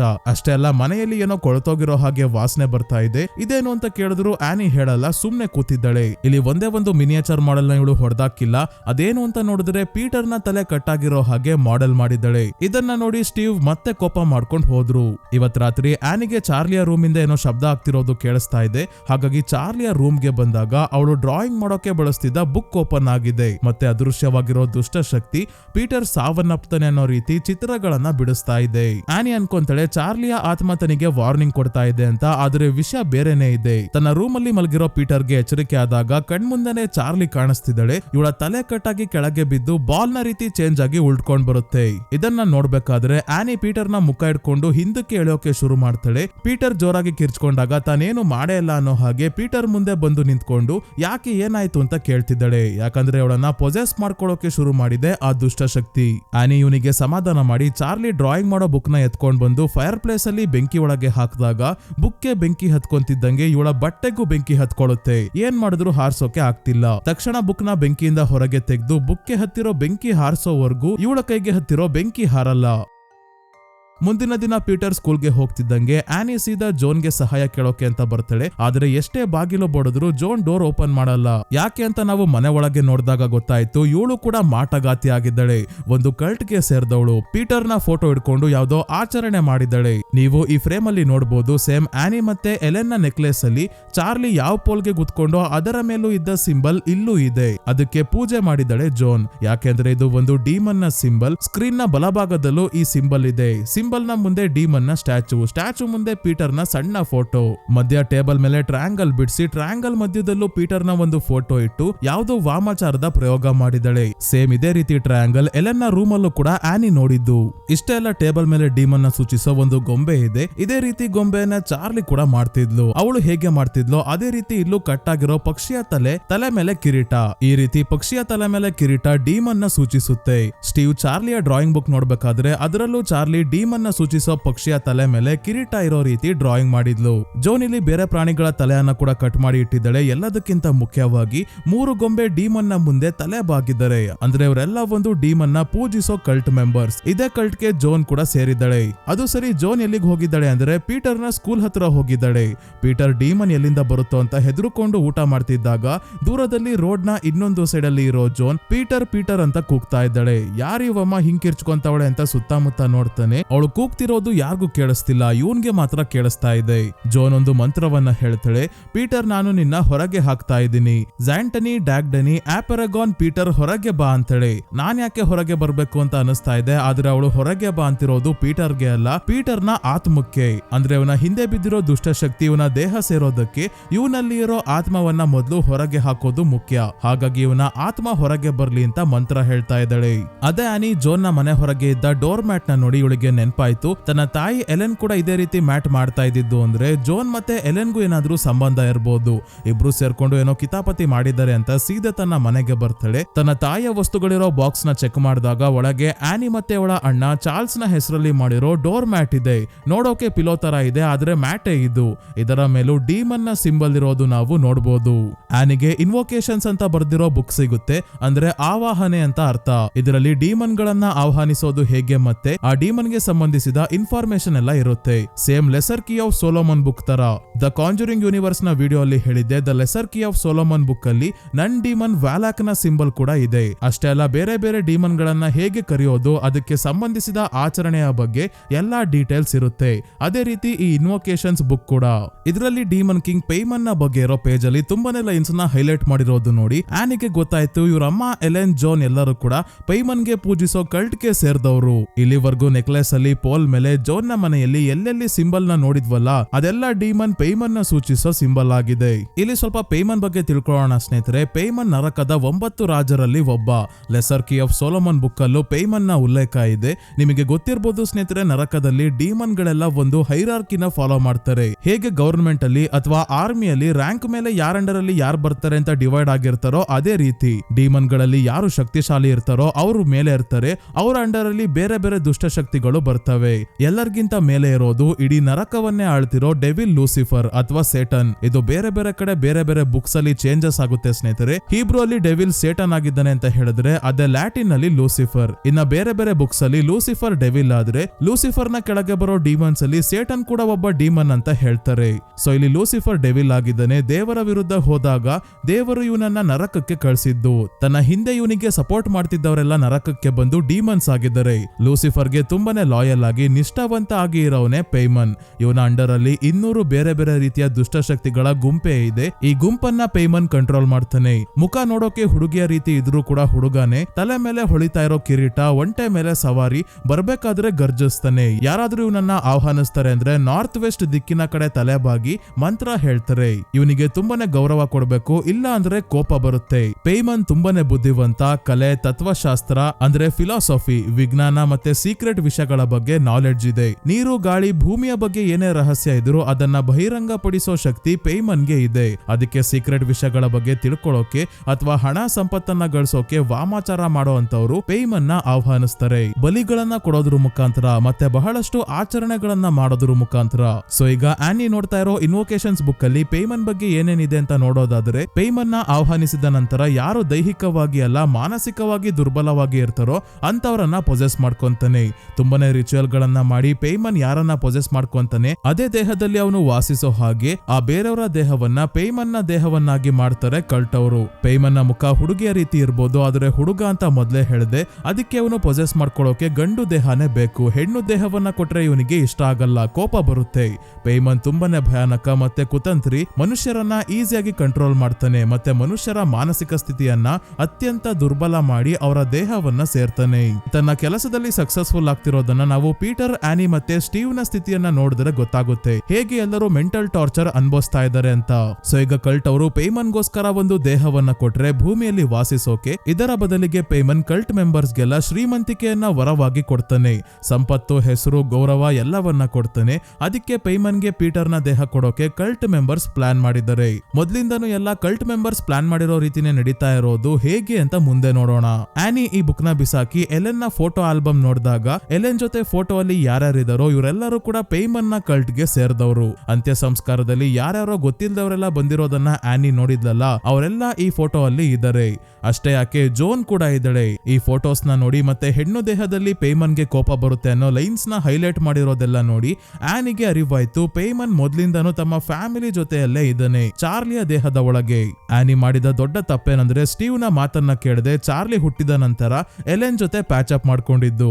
ಒಂದು ಶಿಶುವಿನ ಆತ್ಮ ಹುಡ್ದಾಗ್ಲಿಂದನೇ ದುರ್ಬಲವಾಗಿ ಇರುತ್ತೆ. ಹಾಗಾಗಿ ಆಗ್ಲೇ ಎಲೆನ್ ತನ್ನ ಕಲ್ಟ್ ಅವರ ಸಹಾಯದಿಂದ ಆಚರಣೆಗಳನ್ನ ಮಾಡೋದ್ರ ಮುಖಾಂತರ ಚಾರ್ಲಿಯ ದೇಹದ ಒಳಗೆ ಪೇಯ್ಮನ್ ನ ಇನ್ವೈಟ್ ಮಾಡಿರ್ತಾಳೆ. ಆಗ ಪೇಯ್ಮನ್ಗೆ ಹೆಣ್ಣು ದೇಹ ಸಿಗುತ್ತೆ. ಆದ್ರೆ ಗಂಡು ದೇಹವನ್ನ ಖಂಡಿತ ಕೊಡ್ತೀನಿ ಅಂತ ಎಲೆನ್ ಮತ್ತೆ ಬೇರೆ ಕಲ್ಟ್ ಮೆಂಬರ್ಸ್ ಪೇಯ್ಮನ್ಗೆ ಪ್ರಾಮಿಸ್ ಮಾಡಿರೋದ್ರಿಂದ ಈಗ ಪೀಟರ್ ನ ದೇಹವನ್ನ ಕೊಡೋಕೆ ನೋಡ್ತಾ ಇದ್ದಾರೆ. ನಿಮಗೆ ನೆನ್ಪಿರ್ಬೋದು ಸ್ನೇಹಿತರೆ, ಆನಿ ಸಪೋರ್ಟ್ ಗ್ರೂಪ್ ಅಲ್ಲಿ ಹೇಳಿದ್ಲು ಪೀಟರ್ ಹುಟ್ಟೋ ಸಮಯದಲ್ಲಿ ಆನಿ ಎಲೆನ್ ಇಂದ ದೂರ ಆಗಿರ್ತಾಳೆ. ಸಂಪೂರ್ಣವಾಗಿ ಕಾಂಟ್ಯಾಕ್ಟ್ ಕಟ್ ಆಗಿರುತ್ತೆ. ಹಾಗಾಗಿ ಪೀಟರ್ ಆಗ ಬಚಾವಾಗಿದ್ದ. ಇಲ್ಲ ಅಂದಿದ್ರೆ ಪೀಟರ್ ಹುಡ್ದಾಗ್ಲೆ ಎಲೆನ್ ಅವನ ದೇಹದ ಒಳಗೇನೆ ಪೇಯ್ಮನ್ ನ ಹಾಕ್ತಿದ್ಲು. ಈಗ ಪೀಟರ್ ದೊಡ್ಡವನಾಗಿದ್ದಾನೆ, ಅವನ ಆತ್ಮ ಸ್ಟ್ರಾಂಗ್ ಆಗಿದೆ. ಹಾಗಾಗಿ ಮಾನಸಿಕವಾಗಿ ಕುಗ್ಗೋ ಹಾಗೆ ಮಾಡ್ತಿದ್ದಾರೆ, ಆತ್ಮವನ್ನ ಮತ್ತೆ ದುರ್ಬಲ ಮಾಡೋಕೆ. ಚಾರ್ಲಿ ಹುಟ್ಟಿದಾಗ ಎಲೆನ್ಗೆ ಗಂಡು ಮಗು ಆಗ್ಬೇಕಿತ್ತು ಅಂತ ಆಸೆ ಇರುತ್ತೆ. ಅದಕ್ಕೆ ಚಾರ್ಲಿ ಅಂತ ಇವಳಿಗೆ ಹೆಸರು ಇಡೋಕೆ ಆನಿನ ಕನ್ವಿನ್ಸ್ ಮಾಡಿರ್ತಾಳೆ. ತನ್ನ ಎದೆ ಹಾಲು ಕುಡ್ಸೋಕೆ ಹೋಗಿದ್ದು, ಚಾರ್ಲಿನ ತನ್ನ ಮಗಳ ರೀತಿ ನೋಡ್ಕೊಂಡಿದ್ದು, ಎಲ್ಲದಕ್ಕಿಂತ ಮುಖ್ಯವಾಗಿ ಚಾರ್ಲಿ ಹುಟ್ಟಿದಾಗ್ಲಿಂದನೂ ಅಳ್ತಾನೆ ಇರಲ್ಲ. ಕಾರಣ ಅವಳು ಚಾರ್ಲಿನೇ ಅಲ್ಲ, ಪೇಯ್ಮನ್. ಚಿಕ್ಕ ಹುಡುಗಿಯ ದೇಹದಲ್ಲಿ ಪೇಯ್ಮನ್ ಇದ್ದಿದ್ರಿಂದ ಅವನ ಶಕ್ತಿ ಕಡಿಮೆ ಇತ್ತು. ಮತ್ತೆ ಚಾರ್ಲಿ ಸ್ವಲ್ಪ ವಿಚಿತ್ರವಾಗಿ ಆಡೋದಕ್ಕೂ ಪೇಯ್ಮನ್ ದೇಹದಲ್ಲಿ ಇರೋದೇ ಕಾರಣ. ಪೇಯ್ಮನ್ ನ ಪಕ್ಷಿಗಳಿಗೆ ಹೋಲಿಕೆ ಮಾಡ್ತಾರೆ. ಹಾಗಾಗಿ ಪಕ್ಷಿಗೆ ಕಿರೀಟ ಹಾಕಿರೋ ಹಾಗೆಲ್ಲ ಚಾರ್ಲಿ ಡ್ರಾಯಿಂಗ್ ಮಾಡಿರ್ತಾಳೆ. ಸಾವನ್ನಪ್ಪಿರೋ ಪಕ್ಷಿಯ ತಲೆ ಕಟ್ ಮಾಡ್ಕೊಂಡು ಪೇಯ್ಮನ್ ನ ರೀತಿ ಕಾಣೋ ಗೊಂಬೆಯನ್ನ ಮಾಡ್ತಾ ಇರೋದನ್ನ ಮೂವಿಯಲ್ಲಿ ನಾವು ನೋಡಿದ್ದೀವಿ. ಇನ್ನ ತುಂಬಾನೇ ವಿಷಯ ಹೇಳೋದಿದೆ ಸ್ನೇಹಿತರೆ, ಮೊದಲು ಮುಂದೆ ಏನಾಗುತ್ತೆ ಅಂತ ನೋಡೋಣ. ಆನಿ ಈ ಶಾಕಿಂಗ್ ವಿಷಯವನ್ನ ತಿಳ್ಕೊಂಡಾದ್ಮೇಲೆ ಮನೆಯಲ್ಲಿ ಕೊಳ್ತೋಗಿರೋ ವಾಸನೆ ಎಲ್ಲಿಂದ ಬರ್ತಿದೆ ಅಂತ ಹುಡ್ಕಾಡ್ತಾ ಅಟ್ಟದ ಮೇಲೆ ಹತ್ತಿ ಬರ್ತಾಳೆ. ಇಲ್ಲಂತೂ ತುಂಬಾನೇ ನೊಣಗಳು ಹಾರಾಡ್ತಿದ್ದಾವೆ. ವಾಸನೆ ಕೂಡ ಇಲ್ಲಿಂದಾನೆ ಬರ್ತಿರೋದು. ಯಾಕಂದ್ರೆ ಎಲೆನ್ ನ ಡೆಡ್ ಬಾಡಿ ಇಲ್ಲೇ ಇದೆ. ಅಷ್ಟೇ ಅಲ್ಲ, ತಲೆ ಕಟ್ ಆಗಿದೆ. ಗೋಡೆ ಮೇಲೆ ಪೇಯ್ಮನ್ ನ ಸಿಂಬಲ್ ಅನ್ನ ರಕ್ತದಲ್ಲಿ ಬರ್ದಿದ್ದಾರೆ. ಇದೆಲ್ಲ ಕಲ್ಟ್ ಮೆಂಬರ್ಸ್ ನ ಕೆಲಸ.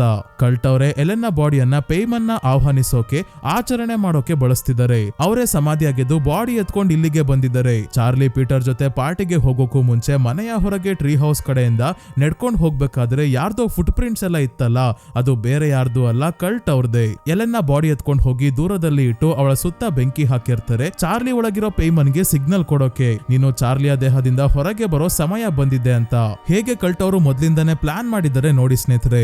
ಮೊದ್ಲೇ ಆನಿ ಎಲೆನ್ ನ ಸಾವಿನಿಂದ ಮತ್ತೆ ಆರ್ಟ್ ಗ್ಯಾಲರಿ ಅವರು ಪದೇ ಪದೇ ಮಿನಿಯೇಚರ್ ಮಾಡೆಲ್ ಆಯ್ತಾ ಅಂತ ಕೇಳ್ಕೊಂಡು ಮೆಸೇಜು ಫೋನು ಎಲ್ಲ ಮಾಡ್ತಿದ್ರಲ್ಲ, ಅದರಿಂದ ತುಂಬಾನೇ ಡಿಸ್ಟರ್ಬ್ ಆಗಿದ್ಲು. ಇದರ ನಡುವೆ ಚಾರ್ಲಿ ಹೊರಗೆ ಮನೆಯಿಂದ ದೂರ ಎಲ್ಲ ಹೋಗ್ತಿರೋದು ನೋಡಿ ಇವಳನ್ನ ನೋಡ್ಕೊಳ್ಳೋಕ್ ಆಗಲ್ಲ. ಸ್ವಲ್ಪ ಹೊತ್ತು ಪೀಟರ್ ಜೊತೆ ಪಾರ್ಟಿಗೆ ಹೋಗ್ ಬರ್ಲಿ ಅಂತ ಚಾರ್ಲಿನ ಕಳಿಸ್ತಾಳೆ ಅಂತ ಅಂದಾಜಿನ ಮೇಲೆ ಪ್ಲಾನ್ ಮಾಡಿರ್ತಾರೆ. ಕಲ್ಟ್ ಅವರ ಈ ಟ್ರ್ಯಾಪ್ ಅಲ್ಲಿ ಆನಿ ಬೀಳ್ತಾಳೆ. ಇವಳೇ ಫೋರ್ಸ್ ಮಾಡಿ ಪಾರ್ಟಿಗೆ ಚಾರ್ಲಿನ ಕಳ್ಸಿರ್ತಾಳೆ. ಇದಾದ್ಮೇಲೆ ಆನಿ, ಸ್ಟೀವ್ ಮತ್ತೆ ಪೀಟರ್ಗೆ ಗೊತ್ತಿಲ್ದಂಗೆ ಡೆಡ್ ಬಾಡಿಯ ತಲೆ ಕಟ್ ಮಾಡಿ ಅಟ್ಟದ ಮೇಲೆ ತಂದು ಇಟ್ಟಿದ್ದಾರೆ. ಇದೆಲ್ಲ ರಿಚುವಲ್ ನ ಒಂದು ಭಾಗ. ಪೀಟರ್ ನ ರೂಮ್ ಅಲ್ಲಿ 3 ಹ್ಯಾಟ್ ಇತ್ತು. ಅದು ಕೂಡ 3 ಬಲಿಯನ್ನ ಸೂಚಿಸುತ್ತೆ. ಚಾರ್ಲಿಯ ತಲೆ ಕಟ್ಟಾಗಿ ಅವಳು ಸಾವನ್ನಪ್ಪಿದ ನಂತರ 1 ಹ್ಯಾಟ್ ಹೋಗಿತ್ತು. ಈಗ ಎಲೆನ್ ನ ತಲೆ ಕಟ್ ಮಾಡಿ ಇಟ್ಟಿದ್ದಾರೆ. ಇನ್ನೊಂದು ತಲೆ ಯಾರ್ದ್ ಕಟ್ ಆಗುತ್ತೆ ಅಂತ ಕೊನೆಯಲ್ಲಿ ನೋಡೋಣ. ಆನಿಗೆ ತಲೆ ಕೆಟ್ಟೋಗಿದೆ. ಪೀಟರ್ ನ ಹೇಗೆ ಕಾಪಾಡೋದು ಅಂತ ಗೊತ್ತಾಗ್ತಿಲ್ಲ. ಅದೇ ಪೀಟರ್ಗೆ ಸ್ಕೂಲಲ್ಲಿ ಚಾರ್ಲಿ ಬಾಯಲ್ಲಿ ಯಾವಾಗ್ಲೂ ಕ್ಲಿಕ್ ಮಾಡೋ ರೀತಿ ಶಬ್ದ ಮಾಡ್ತಿರ್ತಾಳೆ. ಅದೇ ರೀತಿ ಶಬ್ದ ಇವನ್ಗೂ ಕೂಡ ಕೇಳಿಸ್ತಾ ಇದೆ. ಇದಕ್ಕಿದ್ದಂಗೆ ಇವನು ಕೈನ ಮೇಲೆತ್ತಿ ವಿಚಿತ್ರವಾದ ಪೋಸ್ ಕೊಡ್ತಾ ಇದ್ದಾನೆ. ಆಮೇಲೆ ತನ್ನ ಮುಖವನ್ನ ತಾನೇ 2 ಸಲ ಡೆಸ್ಕ್ಗೆ ಹೊಡ್ಕೊಂಡು ಕೆಳಗೆ ಬೀಳ್ತಾನೆ. ಇದೆಲ್ಲ ಪೇಯ್ಮನ್ನೇ ಮಾಡ್ತಿರೋದು, ಆದ್ರೆ ಇವನನ್ನ ಸಾಯಿಸಲ್ಲ. ಈ ರೀತಿ ಎಲ್ಲ ವೀಕ್ ಮಾಡಿ ಇವನ ದೇಹ ಸೇರೋಕೆ ಟ್ರೈ ಮಾಡ್ತಿರೋದು. ಸ್ಕೂಲಿಂದ ಆನಿಗೆ ಫೋನ್ ಮಾಡ್ತಾರೆ. ಆದ್ರೆ ರಿಸೀವ್ ಮಾಡದೇ ಇದ್ದಾಗ ಆಫೀಸ್ ಅಲ್ಲಿ ಇರೋ ಸ್ಟೀವ್ ಗೆ ಫೋನ್ ಮಾಡ್ತಾರೆ. ಸ್ಟೀವ್ ತಕ್ಷಣ ಪೀಟರ್ ನ ಹಾಸ್ಪಿಟಲ್ ಗೆ ಕರ್ಕೊಂಡು ಹೋಗಿ ಮನೆಗೆ ಕರ್ಕೊಂಡ್ ಬರ್ಬೇಕಾದ್ರೆ ಸಿಗ್ನಲ್ ಅಲ್ಲಿ ಕಾರ್ ನಿಲ್ಲಿಸ್ಕೊಂಡು ನಿಂತಿದ್ದಾಗ ಏನು ಹೀಗೆಲ್ಲ ಆಗ್ತಿದೆ ಅಂತ ಸ್ಟೀವ್ ತುಂಬಾನೇ ಅಳ್ತಾರೆ. ಆಮೇಲೆ ಮನೆಗೆ ಬಂದಾಗ ಆನಿ ಪೀಟರ್ ನ ನೋಡಿ ಶಾಕ್ ಆಗಿದ್ದಾಳೆ. ಇವನಿಗೆ ಏನಾಯ್ತು ಅಂತ ತಿಳ್ಕೊಂಡಾದ್ಮೇಲೆ ಸ್ಟೀವ್ಗೂ ಎಲ್ಲಾ ವಿಷಯ ಹೇಳೋಕೆ ನಿರ್ಧಾರ ಮಾಡಿ ಮೊದ್ಲು ಅಟ್ಟದ ಮೇಲಿರೋ ಬಾಡಿನ ನೋಡಿ ಹೋಗಿ ಅಂತ ಕಳಿಸ್ತಾಳೆ. ಇವಳ ತಲೆ ಕೆಟ್ಟಿರ್ಬೋದು ಅನ್ಕೊಂಡೆ ಸ್ಟೀವ್ ಅಟ್ಟದ ಮೇಲೆ ಹೋಗಿ ಎಲೆನ್ ನ ಬಾಡಿ ನೋಡಿ ಗಾಬರಿಯಾಗಿ ಕೆಳಗೆ ಓಡ್ ಬಂದಾಗ, ಸ್ಟೀವ್ ಇದೆಲ್ಲ ಆಗ್ತಿರೋದು ನನ್ನಿಂದಾನೆ. ನೋಡಿ ಈ ಫೋಟೋ ಆಲ್ಬಮ್ ಅಲ್ಲಿ ಜೋನ್ ನಮ್ಮ ಅಮ್ಮನ್ ಜೊತೆ ಇದ್ದಾಳೆ. ಈ ಜೋನ್ ನನಗೆ ಟೋಪಿ ಹಾಕೋದ್ಲು. ತನ್ನ ಮೊಮ್ಮಗನನ್ನ ಸಿಯಾನ್ಸ್ ನ ಮುಖಾಂತರ ಕರ್ಸಿ ನನಗೂ ಚಾರ್ಲಿನ ಕರ್ಸಿ ಮಾತಾಡೋಕೆ ಹೇಳಿದ್ಲು. ಆದ್ರೆ ನಾನು ಅವಳು ಕೊಟ್ಟ ಮಂತ್ರ ಹೇಳಿ ಕರೆದಿದ್ದು ಚಾರ್ಲಿನೇ ಇರ್ಬೋದು. ಆದ್ರೆ ಚಾರ್ಲಿ ಮೊದ್ಲಿಂದನೂ ಪೇಯ್ಮನ್ ಅನ್ನೋ ಡೀಮನ್ ಆಗಿದ್ದ. ಮಿಸ್ ಆಗಿ ನಾನು ಜೋನ್ ಕೊಟ್ಟಿದ್ದ ಮಂತ್ರವನ್ನ ಹೇಳಿ ಪೇಯ್ಮನ್ ನ ಆಹ್ವಾನಿಸಿದೀನಿ. ಈಗ ಪೇಯ್ಮನ್ ಪೀಟರ್ ಹಿಂದೆ ಬಿದ್ದಿದ್ದಾನೆ ಅಂತ ಹೇಳ್ತಾಳೆ. ಇವಳು ಆಡ್ತಿರೋದು ನೋಡಿ ಸ್ಟೀವ್ಗೆ ಅನಿಸ್ತಾ ಇದೆ ಎಲೆನ್ ನ ಸಮಾಧಿ ಆಗದು ಬಾಡಿಯನ್ನ ಇವಳೆ ತಂದಿಟ್ಟಿರ್ಬೋದು ಅಂತ. ಆದ್ರೆ ಆನಿ ನನಗೆ ಈ ವಿಷಯನೇ ಗೊತ್ತಿಲ್ಲ ಅಂತ ಹೇಳ್ತಾ ಇದ್ದಾಳೆ. ಸೊ ಕಲ್ಟ್ ಅವರು ಇದನ್ನ ಕೂಡ ಪ್ಲಾನ್ ಮಾಡಿನೇ ಮಾಡಿರೋದು ಸ್ನೇಹಿತರೆ. ಮೊದಲು ಇವರ ಮನೆಗೆ ಬಂದಿದ್ದ ಬೇರೆ ಪೋಸ್ಟ್ ನ ಜೊತೆ ಸಿಯಾನ್ಸ್ ಗೆ ಸಂಬಂಧಪಟ್ಟ ಪಾಂಫ್ಲೆಟ್ ನ ಕೂಡ ಇಟ್ಟು ಹೋಗಿದ್ರು. ಆನಿ ತಾನಾಗೆ ಬಂದು ಸಿಯಾನ್ಸ್ ಗೆ ಸೇರ್ಕೊಳ್ಳಿ ಅಂತ. ಆದ್ರೆ ಅವಳು ಪಾಂಫ್ಲೆಟ್ ನ ನೋಡು ಇರಲ್ವಲ್ಲ, ಹಾಗಾಗಿ ಜೋನ್ ನ ಸಹಾಯ ಪಡ್ಕೊಂತಾರೆ.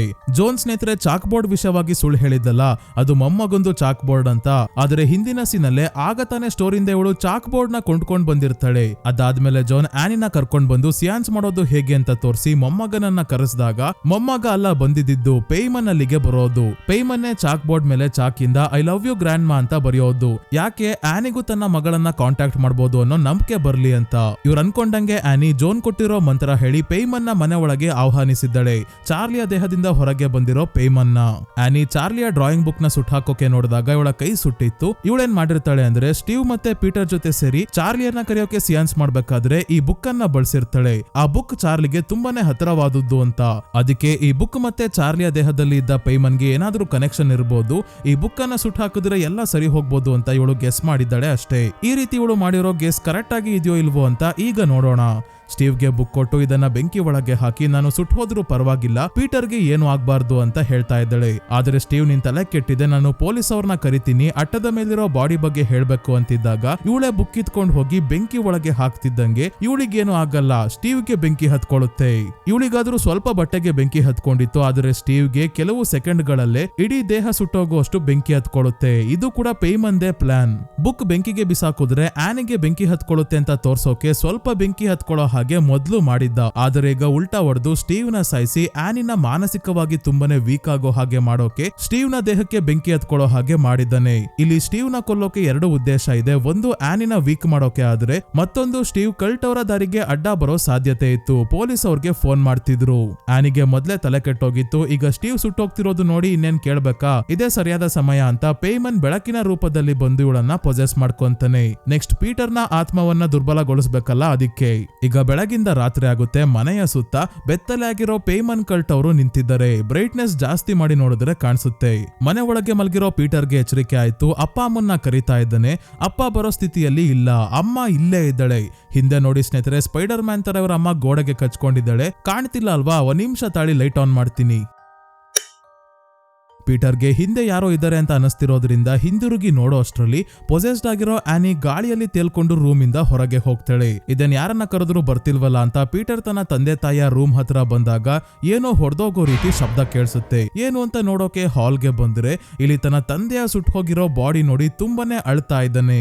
ಇಲ್ಲೂ ಹಿಂದೆ ಆನಿ ಗೋಡೆಗೆ ಕಚ್ಕೊಂಡಿರೋದನ್ನ ನೋಡ್ಬೋದು. ಇದಷ್ಟೇ ಅಲ್ಲ, ಯಾರೋ ನಡ್ಕೊಂಡ್ ಬರೋ ಶಬ್ದ ಆಯ್ತಲ್ಲ ಅಂತ ಪೀಟರ್ ಹಿಂದಿರುಗಿ ನೋಡಿದಾಗ ಅಲ್ಲಿ ಒಬ್ಬ ಕಲ್ಟ್ ಮೆಂಬರ್ ಸ್ಮೈಲ್ ಮಾಡ್ತಾ ನಿಂತಿದ್ದಾನೆ. ಇವನು ಬೇರೆ ಯಾರು ಅಲ್ಲ, ಎಲೆನ್ನ ಅಂತ್ಯ ಸಂಸ್ಕಾರದಲ್ಲಿ ಚಾರ್ಲಿನ ನೋಡಿ ಸ್ಮೈಲ್ ಮಾಡ್ತಿದ್ನಲ್ಲ ಅದೇ ವ್ಯಕ್ತಿ. ಚಾರ್ಲಿನ ನೋಡಿ ಯಾಕೆ ಸ್ಮೈಲ್ ಮಾಡ್ದ ಅಂದ್ರೆ ಇವನಿಗೆ ಗೊತ್ತು ಚಾರ್ಲಿಯ ಒಳಗೆ ಪೇಯ್ಮನ್ ಇದ್ದಾನೆ ಅಂತ. ಈಗ ಸಡನ್ ಆಗಿ ಮೇಲೆ ಕಚ್ಕೊಂಡಿದ್ದ ಆನಿ ಇವನ ಮುಂದೆಂದಾನೆ ಓಡಿಸ್ಕೊಂಡ್ ಬಂದಾಗ ಪೀಟರ್ ಹೆದರ್ಕೊಂಡು ಸೀದಾ ಅಟ್ಟದ ಮೇಲೆ ಓಡ್ ಬಂದು ಡೋರ್ ಕ್ಲೋಸ್ ಮಾಡ್ಕೊಂತಾನೆ. ಆದ್ರೆ ಆನಿ ಡೋರ್ ನ ತಲೆಯಿಂದಾನೆ ಒಂದೇ ಸಮ ಹೊಡಿತಾ ಇರೋ ಈ ಸೀನ್ ಮಾತ್ರ ತುಂಬಾನೇ ಭಯಾನಕವಾಗಿದೆ ಸ್ನೇಹಿತರೆ. ಪೀಟರ್ ಈಗ ಗಮನಿಸ್ತಾನೆ, ಈ ಜಾಗದ ತುಂಬಾ ಕ್ಯಾಂಡಲ್ಸ್ ನ ಹಚ್ಚಿ ಇಟ್ಟಿದ್ದಾರೆ. ಇದ್ಯಾರಪ್ಪ ಅಂತ ನೋಡೋಕೆ ಬಂದಾಗ ಇವನ ಹಿಂದೆನೆ ಕತ್ತಲಲ್ಲಿ ಒಬ್ಳು ಕಲ್ಟ್ ನ ಮಹಿಳೆ ನಿಂತಿದ್ದಾಳೆ. ಮತ್ತೆ ಇಲ್ಲಿ ಎಲೆನ್ ನ ಡೆಡ್ ಬಾಡಿ ಇತ್ತಲ್ಲ, ಈಗ ಇಲ್ಲ, ಪೀಟರ್ ನ ಫೋಟೋ ಅಲ್ಲಿ ಇದೆ. ಅಂದ್ರೆ ಇವನನ್ನ ಇಲ್ಲಿಗೆ ಕರ್ಸೋ ಪ್ಲಾನ್ ಮೊದ್ಲೇ ಆಗಿತ್ತು ಅಂತ. ಇವನು ಇದನ್ನ ನೋಡ್ತಿದ್ದಾಗ ಒಳಗಿರೋ ಕಲ್ಟ್ ಅವರೇ ಡೋರ್ ನ ಓಪನ್ ಮಾಡಿ ಆನಿನ ಒಳಗೆ ಬಿಡ್ತಾರೆ. ಗಾಳಿಯಲ್ಲಿ ತೇಲ್ತಾ ಇರೋ ಆನಿ ಪಿಯಾನೋ ಒಳಗೆ ಸ್ಟ್ರಿಂಗ್ ಇರುತ್ತಲ್ಲ, ಆ ಸ್ಟ್ರಿಂಗ್ ಇಂದ ತನ್ನ ಕತ್ತನ್ನ ಕಟ್ ಮಾಡ್ಕೊಂತಾ ಇದ್ದಾಳೆ. ಇದು ಪಿಯಾನೋ ಸ್ಟ್ರಿಂಗ್ ಅಂತಾನೆ ಹೇಗ್ ಗೊತ್ತಾಯ್ತು ಅನ್ಕೊಂಡ್ರ ಸ್ನೇಹಿತರೆ? ಈ ಮೂವಿಯಲ್ಲಿ ಎಷ್ಟು ಡೀಟೇಲಿಂಗ್ ಇದೆ ಅಂದ್ರೆ ಸ್ವಲ್ಪ ಸಮಯದ ಹಿಂದೆ ಪೀಟರ್ ತನ್ನ ತಂದೆ ತಾಯಿಯನ್ನ ಹುಡ್ಕೊಂಡ್ ಬಂದಾಗ ಏನೋ ಹೊಡೆದೋಗೋ ರೀತಿ ಶಬ್ದ ಕೇಳಿಸ್ತಲ್ಲ, ಆಗ ಆನಿನೇ ಪಿಯಾನೋನ ಹೊಡೆದಾಕಿ ಒಳಗಿರೋ ಸ್ಟ್ರಿಂಗ್ ನ ಕಿತ್ಕೊಂಡಿರ್ತಾಳೆ. ಪೀಟರ್ ಸ್ಟೀವ್ ನ ನೋಡೋಕೆ ಬಂದಾಗ್ಲೂ ಕೂಡ ಹೊಡೆದೋಗಿರೋ ಪಿಯಾನೋನ ನಾವು ನೋಡಬಹುದು. ಅದೇ ಸ್ಟ್ರಿಂಗ್ ಇಂದ ಇವಳು ತಲೆ ಕಟ್ ಮಾಡ್ಕೊಂತಾ ಇದ್ದಾಳೆ. ಇದನ್ನೆಲ್ಲ ನೋಡಿ ಇದು ಕನ್ಸು ಅಂತ ಅನ್ಕೊಂಡು ಕೆನ್ನೆಗೆ ಹೊಡ್ಕೊಂತಾ ಇರೋ ಪೀಟರ್ ತನ್ನ ಮುಂದೆನೆ ಬೆತ್ತಲಾಗಿ ನಿಂತಿರೋ 3 ಜನ ಕಲ್ಟ್ ಅವ್ರನ್ನ ನೋಡಿ ಸೈಕ್ ಆಗಿ ಮೇಲಿಂದನೇ ಕಿಟಕಿ ಹೊಡೆದಾಕೊಂಡು ಕೆಳಗೆ ಹಾರ್ತಾನೆ. ಜಾಸ್ತಿ ಹೈಟ್ ಇರ್ಲಿಲ್ವಲ್ಲ, ಹಾಗಾಗಿ ಸಾಯೋದಿಲ್ಲ. ಇದೇ ಸರಿಯಾದ ಸಮಯ. ಇವನ ಆತ್ಮ ದುರ್ಬಲವಾಗಿದೆ ಅಂತ ಗೊತ್ತಾಗ್ತಿದ್ದಂಗೆ ಪೇಯ್ಮನ್ ಇವನ ದೇಹ ಸೇರ್ತಾನೆ. ಬೆಳಕಿನ ರೂಪದಲ್ಲಿ ಅವನು ಬರೋದನ್ನ ನಾವು ನೋಡಬಹುದು. ಇವನ ದೇಹದಲ್ಲಿ ಇರೋ ಇವನ ಆತ್ಮವನ್ನ ಒದ್ದು ಹೊರಗೆ ಹಾಕಿ ಪೇಯ್ಮನ್ ಬಂದು ಸೇರ್ಕೊಂಡಿದ್ದಾನೆ. ಅಂದ್ರೆ ಪೀಟರ್ ಸತ್ತ, ಅವನ ದೇಹ ಈಗ ಪೇಯ್ಮನ್ಗೆ ಸೇರಿದ್ದು. ಇದರ ನಡುವೆ ಆನಿಯ ತಲೆ ಕಟ್ಟಾಗಿರೋ ದೇಹ ಇಲ್ಲಿಂದ ಹಾರ್ಕೊಂಡು ಹೋಗ್ತಿರೋ ನೆರಳು ಕೂಡ ಕಾಣಿಸುತ್ತೆ. ಟ್ರೀ ಹೌಸ್ ಒಳಗೆ ಹೋಗ್ತಿರೋದು. ಮೊದ್ಲೇ ಹೇಳ್ದಂಗೆ 3 ಹ್ಯಾಟ್ 3 ಬಲಿ, ಈಗ 3 ಜನರ ತಲೆ. ಅದು 3 ಜನರೇಷನ್ ಅವರ ತಲೆ ಕಟ್ಟಾಗಿದೆ ಸ್ನೇಹಿತರೆ. ಅಮ್ಮ, ಮಗಳು, ಮೊಮ್ಮಗಳು. ಮತ್ತೆ ಆನಿ ಕನ್ಸಲ್ಲಿ ಪೀಟರ್ ನ ರೂಮ್ ಗೆ ಹೋಗ್ಬೇಕಾದ್ರೆ ಇವಳ ನೆರಳಲ್ಲಿ ತಲೆ ಕಟ್ಟಾಗಿರೋ ರೀತಿ ಕಾಣಿಸಿತ್ತಲ್ಲ, ಅದೆಲ್ಲ ಇದೆಲ್ಲ ಮುನ್ಸೂಚನೆ ಆಗಿತ್ತು, ಇವಳು ಕೂಡ ಇದೇ ರೀತಿ ಸಾಯ್ತಾಳೆ ಅಂತ. ಪೇಮನ್ಗೆ ಟ್ರೀ ಹೌಸ್ ಅಂದ್ರೆ ತುಂಬಾನೇ ಇಷ್ಟ, ಅದಕ್ಕೆ ಚಳಿ ಇದ್ರು ಕೂಡ ಚಾರ್ಲಿ ಅಲ್ಲೇ ಮಲ್ಕೊಂತಿರ್ತಾಳೆ. ಪೀಟರ್ ಅಂದ್ರೆ ಪೇಮನ್ ಈಗ ಎದ್ದು ಟ್ರೀ ಹೌಸ್ ಹತ್ರ ಹೋಗ್ಬೇಕಾದ್ರೆ ಇವರು ಸಾಕಿದ್ದ ನಾಯಿಯ ಬಾಡಿ ಕೂಡ ಇಲ್ಲೇ ಇರೋದನ್ನ ನೋಡ್ತೀವಿ.